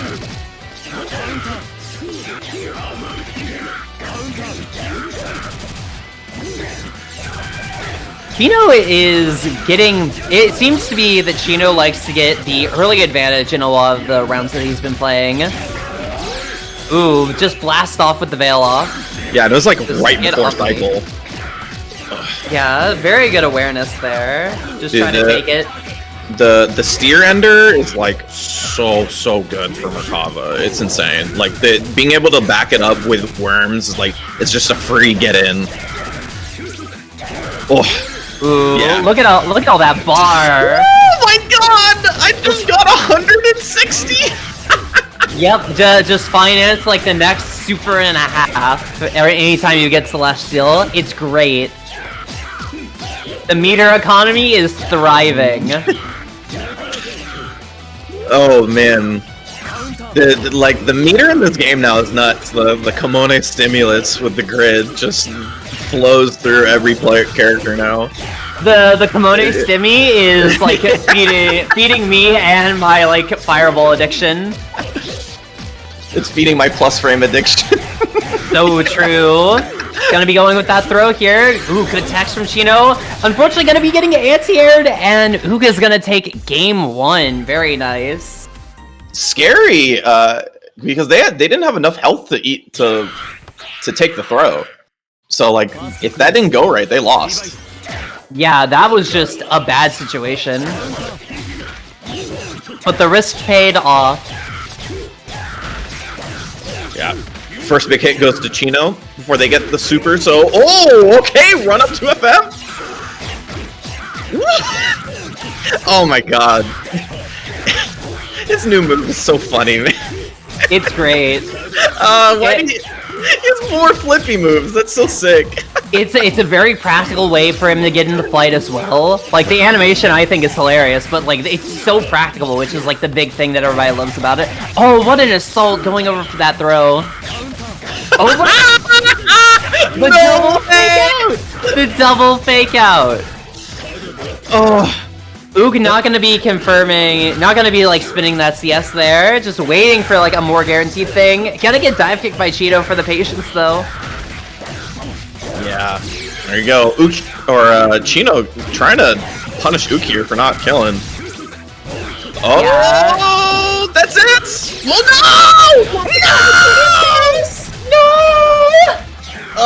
Oh, Chino almost like raked him over the coals for like letting him survive that long, but not timing that final button and paying for it dearly. Ook getting that reversal super. Now going into this round, almost getting that second throw and probably gonna get that cycle. Yeah, that green shield's gonna cost Chino so bad. Yeah, whiffing green shield, definitely the leading cause of losing Grid Wars. Absolutely, just tanking that bar so bad. Chino has gotten cycle here now, but I'm not sure if he's gonna be able to survive it. Ooh, alright, good CS, gonna be spinning that bar. Gonna be sending that reversal just straight out there. Alright. Get the flight stance. Oh! Ook, try it. Oh my god, what an anti-air. Yeah, great reaction, 4B there. Yeah, everybody loves the people's elbow. 4B, one of the best anti-airs for them Merkava has. But yeah, Ook gonna be taking it 2-0 over Chino, and this is going to put Chino out at, I believe, fifth place, I think? If this is Yeah, loser quarterfinals, then yes, another 5th place. Yeah, very nice. Very good performance from him today. I'm very impressed. Like, everybody's been like doing very, very well today, I think. Yeah, Yeah, I want to point out like how much closer the sets are, even if they're 2-0. And there were a lot more 2-1s, like I said. Like, I want to point out how much closer the sets are between the same players. I think that's really impressive. At 2 weeks, and we've already really closed the gap here. Awesome work to Absolutely. see. Yeah, Okay. I mean, But if sorry. But if oh, it's all good. But if we are getting into like the big matches where I'm expecting things to like really go back and forth, show how everybody's improved, let's get into winners finals with Uriark versus Toast. What were you gonna say, Sammy? It's just really cool how it's really cool how people have taken to the patch so well. Like, I think that this is a really interesting patch in fighting games because not a lot of patches are like 80% the same. But I think what's the cool thing about Uni is just like this game just rewards being attentive and learning from your mistakes, and you can see that like because it's only been like a couple of weeks and people have already gotten so good, and it's really cool. I love it. Oh my god, Eline. Let me think on it for a second, Eline. Eline redeemed name that Yaoi, so I have to think of a Yaoi to recommend. Oh my god, that's an incredible command. Alright. It looks like Toast got the first round though, like very like good performance there. I just realized that Hyde can do 4AA, and that feels like it shouldn't be allowed. Everybody can. It's actually on like AA now. It's actually on 4AA now instead of like 8A. Like you did like 5A and then you just held up and did it. So now it's like every other game. It's so nice. It's an incredible change. It's definitely for the best. But then I saw Hyde do it, and I was like, like, oh god. I'm like, wait, no, we shouldn't have done this. Oh wait, no, go back. It seemed that Londa actually really benefited from that change as well. It really helps his pressure quite a bit. Absolutely. Yeah. Oh no! Another partial charge like overhead. Uriark getting caught pressing there pretty badly. He got hit by that last round too. Oh no! Saw the red miss and we didn't get any response from Yuri, unfortunately. Maybe missed the input, but that's the first round of that second game going to Toast. And this should be a 3 out of 5 because it is a winter finals. Yeah, that was the perfect 2. Toast is kind of running circles around Uriark right now.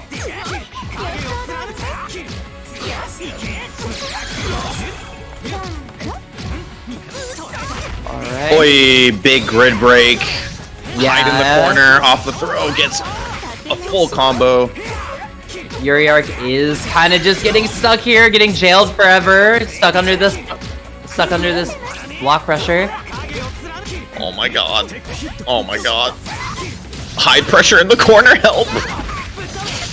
Oh, but Toast's combo or their pressure structure is actually so scary. Like they're using their resources just to keep opponents in the corner.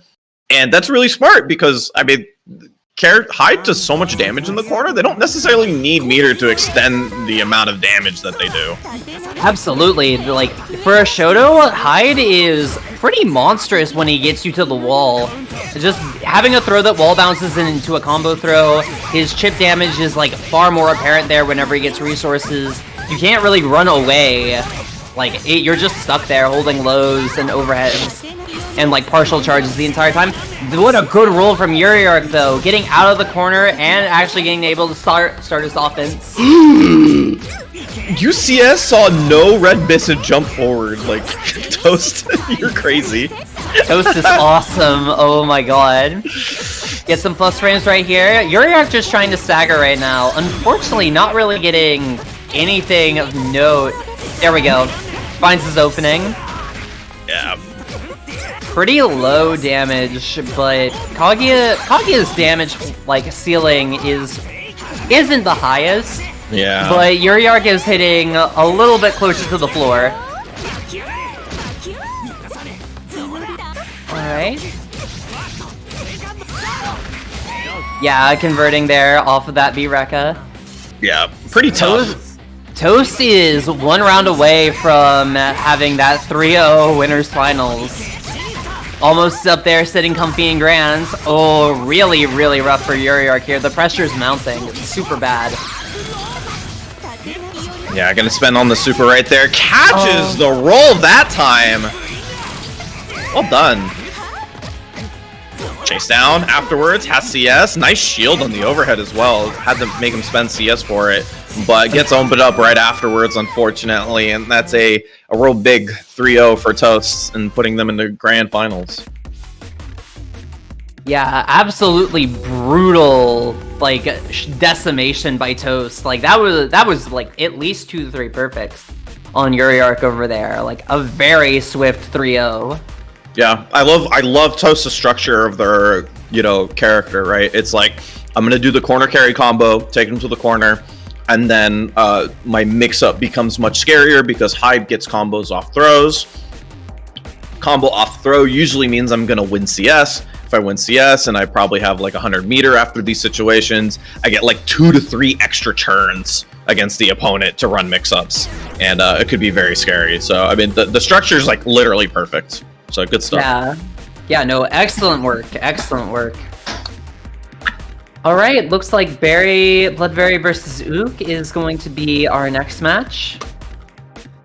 This looks like semifinals, so almost there. Yep. Semifinals, so a return to a 2 out of 3. So not as much time as before, but we've seen Ook's been really good at adjusting to the match. So I think a lot of the times, like some of the scrambles, it feels like Ook is recognizing and then coming out on top afterwards. So we'll see how this one goes. Barry also just feels like they've been structuring their offense really well. Very well versed in terms of like how they've been putting together their offense. Little drops are not that big of a deal, but they pick it up right afterwards and win the first cycle. Yeah, that was a super deep overhead, by the way, from Bloodberry. Super dangerous, like, for a starting thing. Just a way to start your offense there, that's quite rough. Ooh, good mash. I think the big thing about Ook is that Ook is shown to be very, very adaptable, but Barry has a very, like, strong, like, fundamental start, and pretty much has, like, a very good flow chart. A very good sense of, like, when things need to start happening. Yeah, like Ook is all about just trying to figure out what that is and then how to break out of it. I think it's really, yeah, one of the things I've really appreciated from Ook is that they feel like they're really strong at understanding when they can bust out of things, like CS and supers or something like that. But Barry it just feels like they're so confident in their game plan. Alright. Yeah, blocking that force function and Ook. Ooh! What a bad trade from that. Oh no. Ook is going to keep advantage here and has the cycle. Things would be far worse. And Ook is going to make the best of a good situation. Oh no! Oh, not God, good break. Oh, not gonna... Alright, gonna be getting that 660 punish. Alright. That was crazy. Oh my god, what a frame trap. Using that new 2FF, just that charge there, just to pop Hilda up in the air. Good defense, good backdash away from the back spike.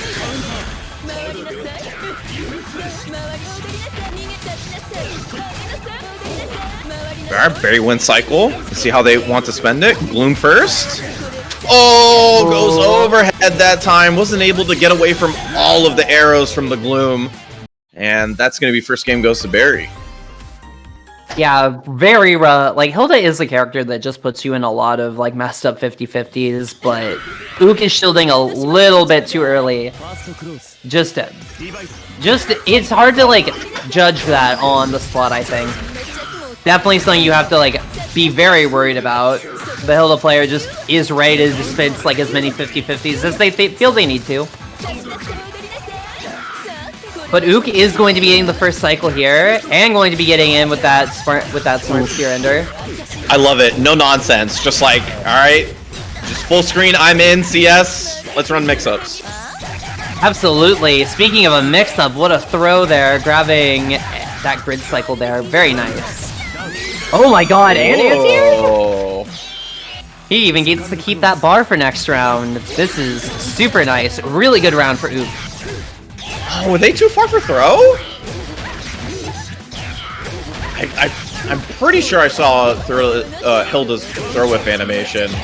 Yeah. Oh, that's tough. Ooh, getting another throw. Ook is definitely finding his way. Here. Oh my god. Barry's dead. Oh my goodness. Ook very, like, dominating that round with a perfect. Ook has, like, these crazy reads that just win him games. It's very crazy. Like, that adaptation was insane. Like that was a different person. Yeah. I don't know. Like I think that's wild. Like they just all of a sudden they feel like, oh, okay, I'm gonna make the hardest of read and it wins me the entire game. Like I don't. I mean, hey. Simply incredible. Oh, hey, I just thought about the smart steer change with 4AA is definitely a big buff to Merkava too. Doesn't need to overextend under pressure as much anymore. No more accidental jump A's. Yeah.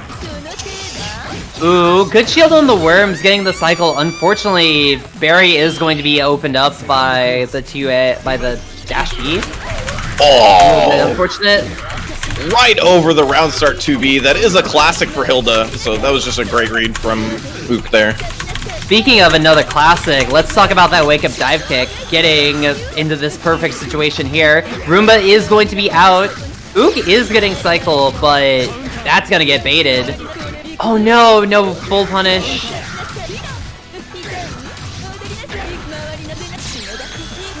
Alright, another Roomba. Oh no!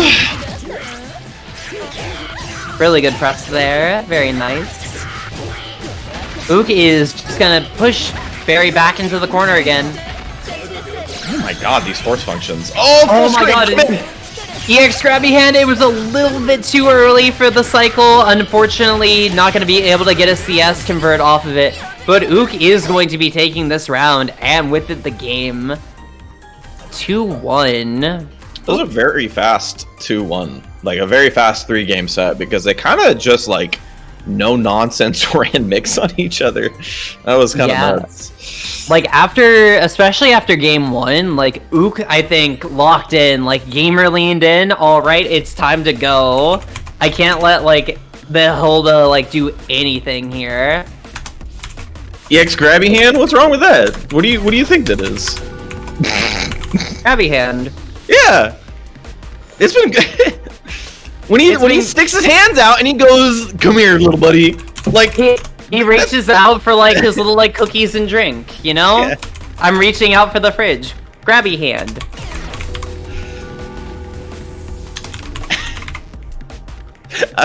I feel like this is the first time I've ever had that question. I've said it so nonchalantly my entire life for like a decade now. God, yeah, no, you're right. How long have I been saying haunted house for? Oh, jeez. Like, I love this game, man. It's so funny. It's so funny.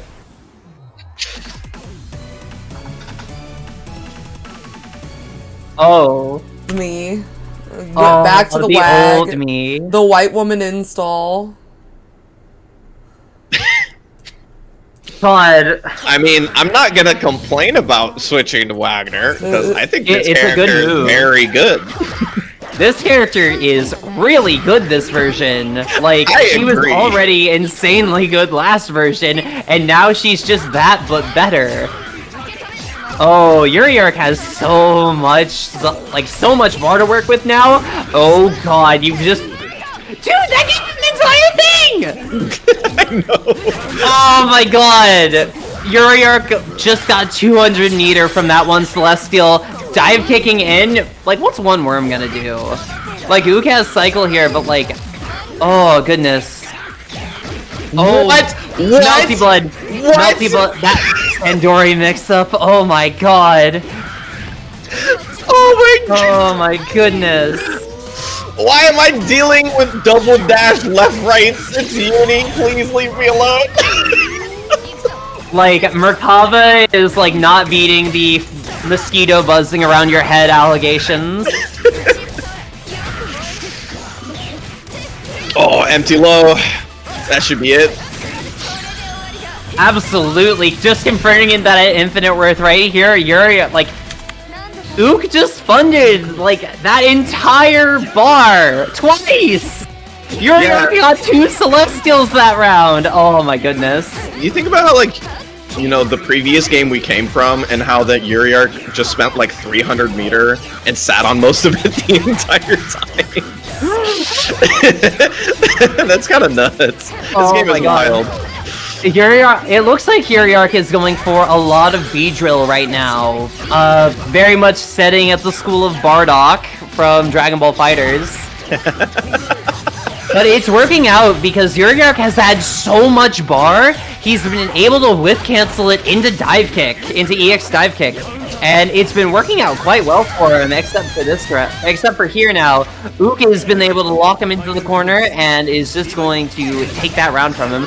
Oh, the new 6FF is a really good round start option. It's very fast. It beats a lot. It beats several things that you wouldn't expect it to, just because of its range and its speed. Definitely something you do have to worry about in like every matchup with this character now. I would say I really like that roll from Yuri on the worms because Ook was in the air, so it's like, oh, I can't get thrown out of this, so I'm just gonna roll to the other side away from the worms. I think that's like something you can keep in general versus Merkava, like very important. Oi! Yeah, good CSDP. Just get Merc out from like flying. You don't want to have like Merc just like hovering ominously at you. Then convert into the super. One more mix-up will decide this. Yeah, and the uber plusness of charged B shield bash. The B charging star is ludicrously plus, and it does have a little tech window behind it if you want to like stick in a throw. It is definitely something that can catch a lot of people off guard. What a trade.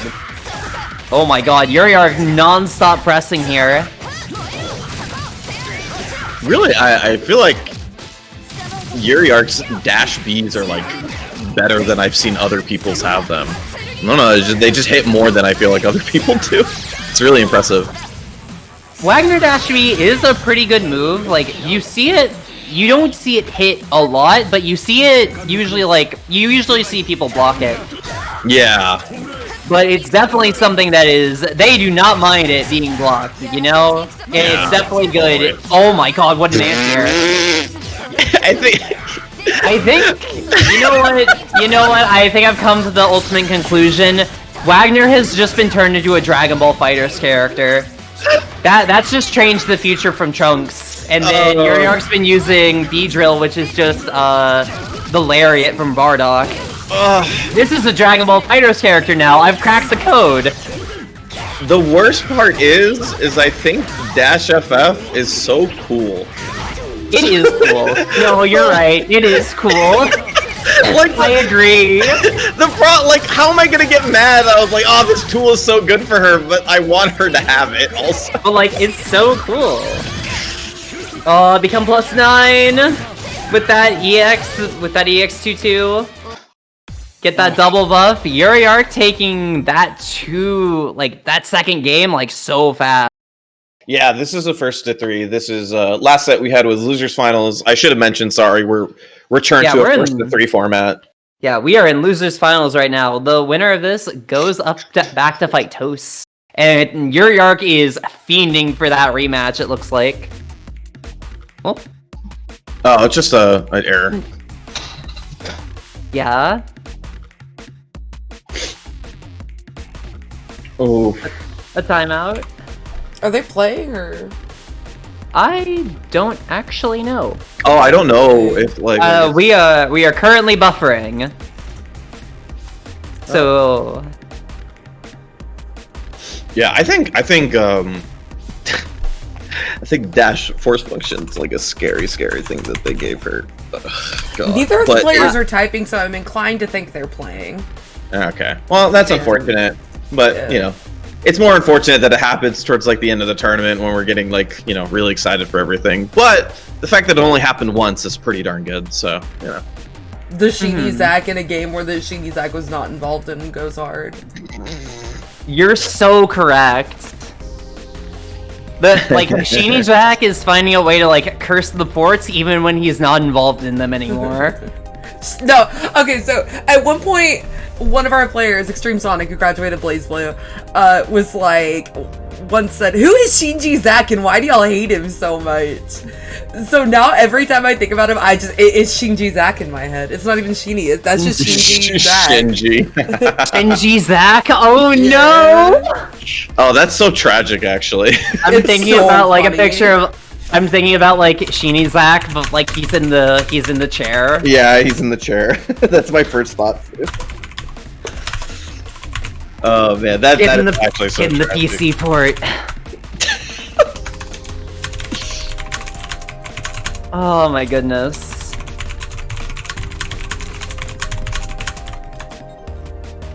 But this has been really fun. Yeah, I'm seriously like, it's so cool how good people are already at the game, like at this new game and like implementing the new tools. That stuff can get really hard. Absolutely. I know a lot of these players have been playing like in the clear version of this game, like the last version. And a lot of the things that were present in clear are still very present here. Like that, it's like this game like is very similar in update style to like an ultra, like a Super to an Ultra Street Fighter, rather than like a brand new game, which is quite good, I think. It's weird to say it, but Uni is like a legacy skill game. Like at this point.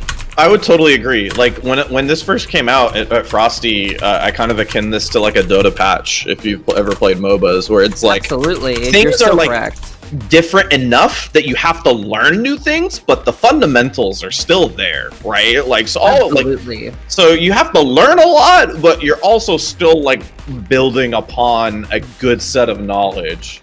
So, yeah, like I can understand that people were kind of afraid that like, Uni was going to be a massively different game, but I think it's really like what we got is like a really good middle ground between being changed enough to be intriguing and unique, and some like not even just changes for no reason, like some very valuable, interesting changes that make the game more fun, and also still keeping what we feel like is core to Under Night. Absolutely. Like it's a balanced patch made with the players in mind, which is something that I think is extremely novel. Alright, so what's happening with this set right now? It looks like...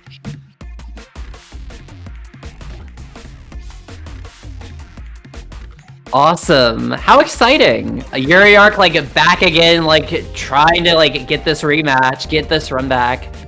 Toast, like, sitting on the throne still from, like, last tournament as well. He won that, correct? Yeah, so this is going to be... This is going to be a big thing for Uriark here. He's going to have to, like, try to stop him. He is on his main now, though, so this could be a pretty substantial, like, change-up. Yeah, and I really like that, like, if you were talking about more of, like, a tournament story, like, tournament thoughts, like, switching to your main in losers finals instead of grand finals, like, in the beginning of the reset, it gives you a little bit of a warm-up so that you can start playing, so you're not like completely cold on the character. I like that. Absolutely. Yeah. So wait, first big gambit goes to Toast though in the corner. This cycle, the really big. Oh no! Uriark gets the cycle, but at what cost?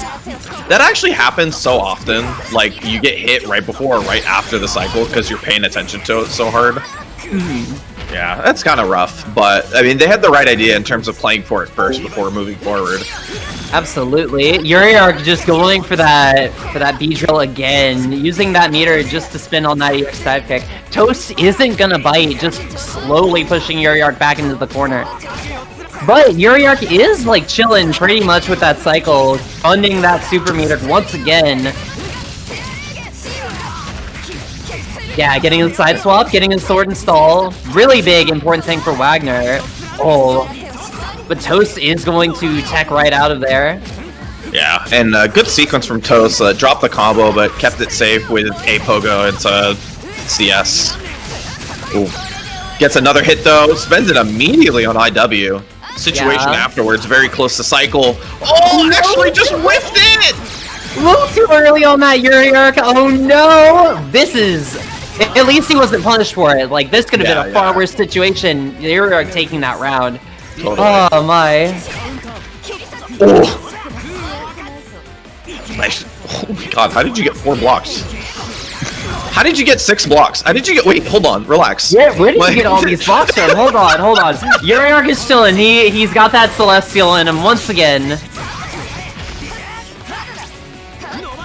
Oh no! Trying to whiff punish, trying to punish that landing with the 2C. Unfortunately, not quite gonna make the mark here, as Toast is gonna spin it on the pogo. Alright, stay safe with the new Air Force function. The Hime spin, you gotta be careful of that. But Toast is like perfectly... Ooh, yeah, Toast is gonna steal that very nicely. Oh, backdash away. Unfortunately got caught by the 6B afterwards and put into the corner as well. For one more big guess here. Yeah, Uriark, like, in perfect KO range. You just gotta be super careful. Getting mashed out there and getting thrown. Toast is gonna take that first game, but it was definitely closer than it was before. Like, Uriark, like, definitely, like, was fighting back there and got around. So, definitely, I think Wagner was definitely the better call here. Yeah, you just feel the comfortability and the pressure as well. Like, they're not just, like, going in and pressing all of their buttons and getting pushed out. It's like, alright, I'm staggering, I'm looking for these openings. But, you know, Toe's calmness on defense is definitely, like, the big thing here. Oh, big throw tech. Yeah, turn Yuri take. are perfectly fine here, just trying to get as much cycle as possible. Toast is perfectly fine just swinging into it as well. As long as he gets that hit, that's all he needs. Alright, good tech. With the help of the CS, you can see the impossible. Ooh. Oh, with green, with green! Oh, gets hit afterwards though! That sucks. Confirming into the EXDP there. Toast just spinning and getting that round. Oh, what a trade.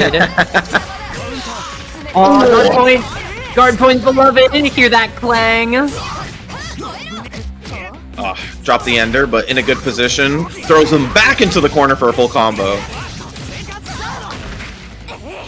Alright, just wait. Go for that assault, JB. Fully charge that overhead. Yuriak is perfectly fine just shielding all of these. He's been consistently getting a high amount of Warple here. He's gonna get Celestial again. It's insane how much he's been getting it. Unfortunately, he can't quite make it work. Oh. I wonder what he was trying to get there. Because he CS'd and then got hit for doing something.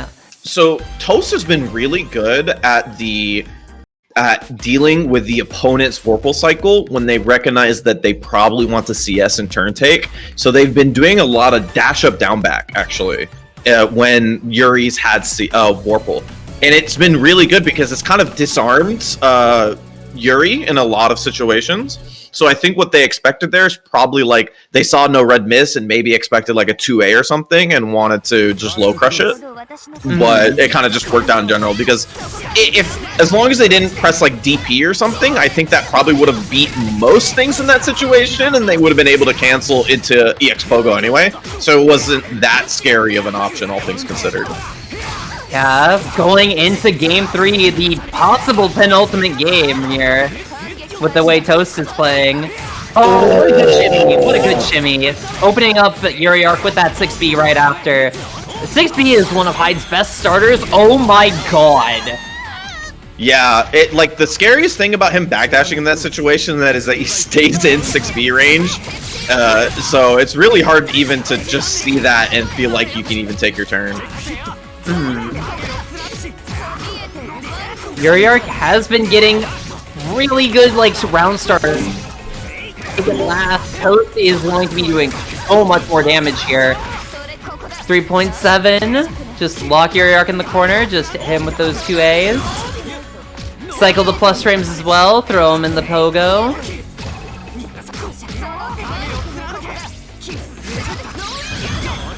Plus frames, yeah.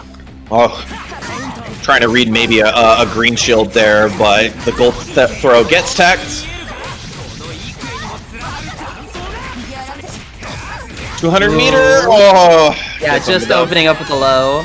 With the low 2A. And that's going to be 3-0 for Toast. Congratulations to him for winning the Trading Mode Network number 2. Good shit, Toast. Yeah. Very Is good. Toast gonna have us raid Hungry Box again? That was so funny last time. Oh my god. Yeah, great stuff. I mean, the structure, the foundation in which the offense is being put together, the comfortability on defense. I think that's like one of the thing I think you can take the most out of that set is recognizing that how good Toast was when the opponent had Vorpal. Disarming your opponent when they have Vorpal and getting them to spend CS just for taking their turn back is like a really, really, really strong skill to learn. And the way that they were doing it is very simply just like dashing up and down backing or pressing very little and not giving them that red miss for them to confirm like a reversal option or invincible move to blow through that. Because the situation when you CS and you see no red mist is a very scary situation actually. Like it's kind of about as up in the air as just two people down backing. So it really is like that's I think the critical point I would say is why Toast was like a level up on Yuri, because like other than that, like Yuri's pressure is really strong. Yuri's combos and like how to press at certain parts of the screen, very, very good.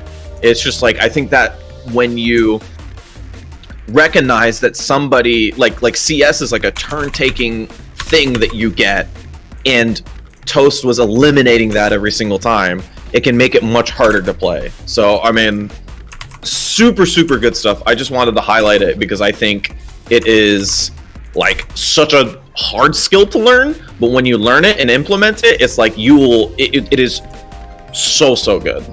It's so nice. It feels like you're walking on air, just being able to like diffuse the situation like that. Oh wait, it wasn't Toast that had us raid. There wasn't Toast that had us raid Hungry Box. That was someone else. Toast had us raid Big Blind last time. Okay, we're gonna raid Gardenfield this time. Congrats Let's to go! Toast for graduating. Yeah, congratulations. I'm looking forward to seeing you at other online brackets and stuff because you're super good. Yeah, and Yuri too. Yuri too. Like, you're also like, I think like probably like the top like 11, 12, 13 players, 14 maybe. Like we're all like really strong players, and they're like, I think on like any given Sunday can maybe see like a slight improvement in their game and see themselves in grand finals, honestly. Yeah, definitely. absolutely. Okay. Oh, Toast got a custom color that we're gonna get for their his Oh, we can do that in this game. We can do that in this game. Yeah. Oh, that's so cool. That's so go. awesome. Yeah, Okay. no, that's so sick. That's so sick. Well, do y'all have anything you wanna Say boost? your shout out. Yeah. Actually, yes, I do have one thing.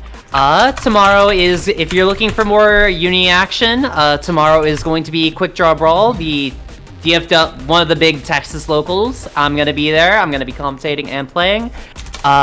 So if you're interested, check out Quick Draw Brawl. If not, I've been at Scarlet Ocarina at twitter.com. And yeah, I think that's all I need to say. Yeah, Texas is very strong at uni, so that's like, if you're gonna go watch uni, you're gonna see a lot of like US's best players at Texas. So totally worth your. I don't have much to say. I appreciate you guys constantly coming out to TMN stuff, whether it's uni or any other game, and because we're seeing a lot of overlap from other games. I'm happy that you guys are trying out uni or maybe continuing to play uni, because this game is super duper fun, and I hope to see you guys another time. Yeah, totally. Thank you, everyone. And when you go visit Garnfield, tell them Garm Toast God. sent you. Bye-bye. Tell him I sent you. Tell him, say his Garm God. True. What's his name? Say it. Garm Okay. God's so true. Okay, bye-bye, everyone. Later. Have a nice night.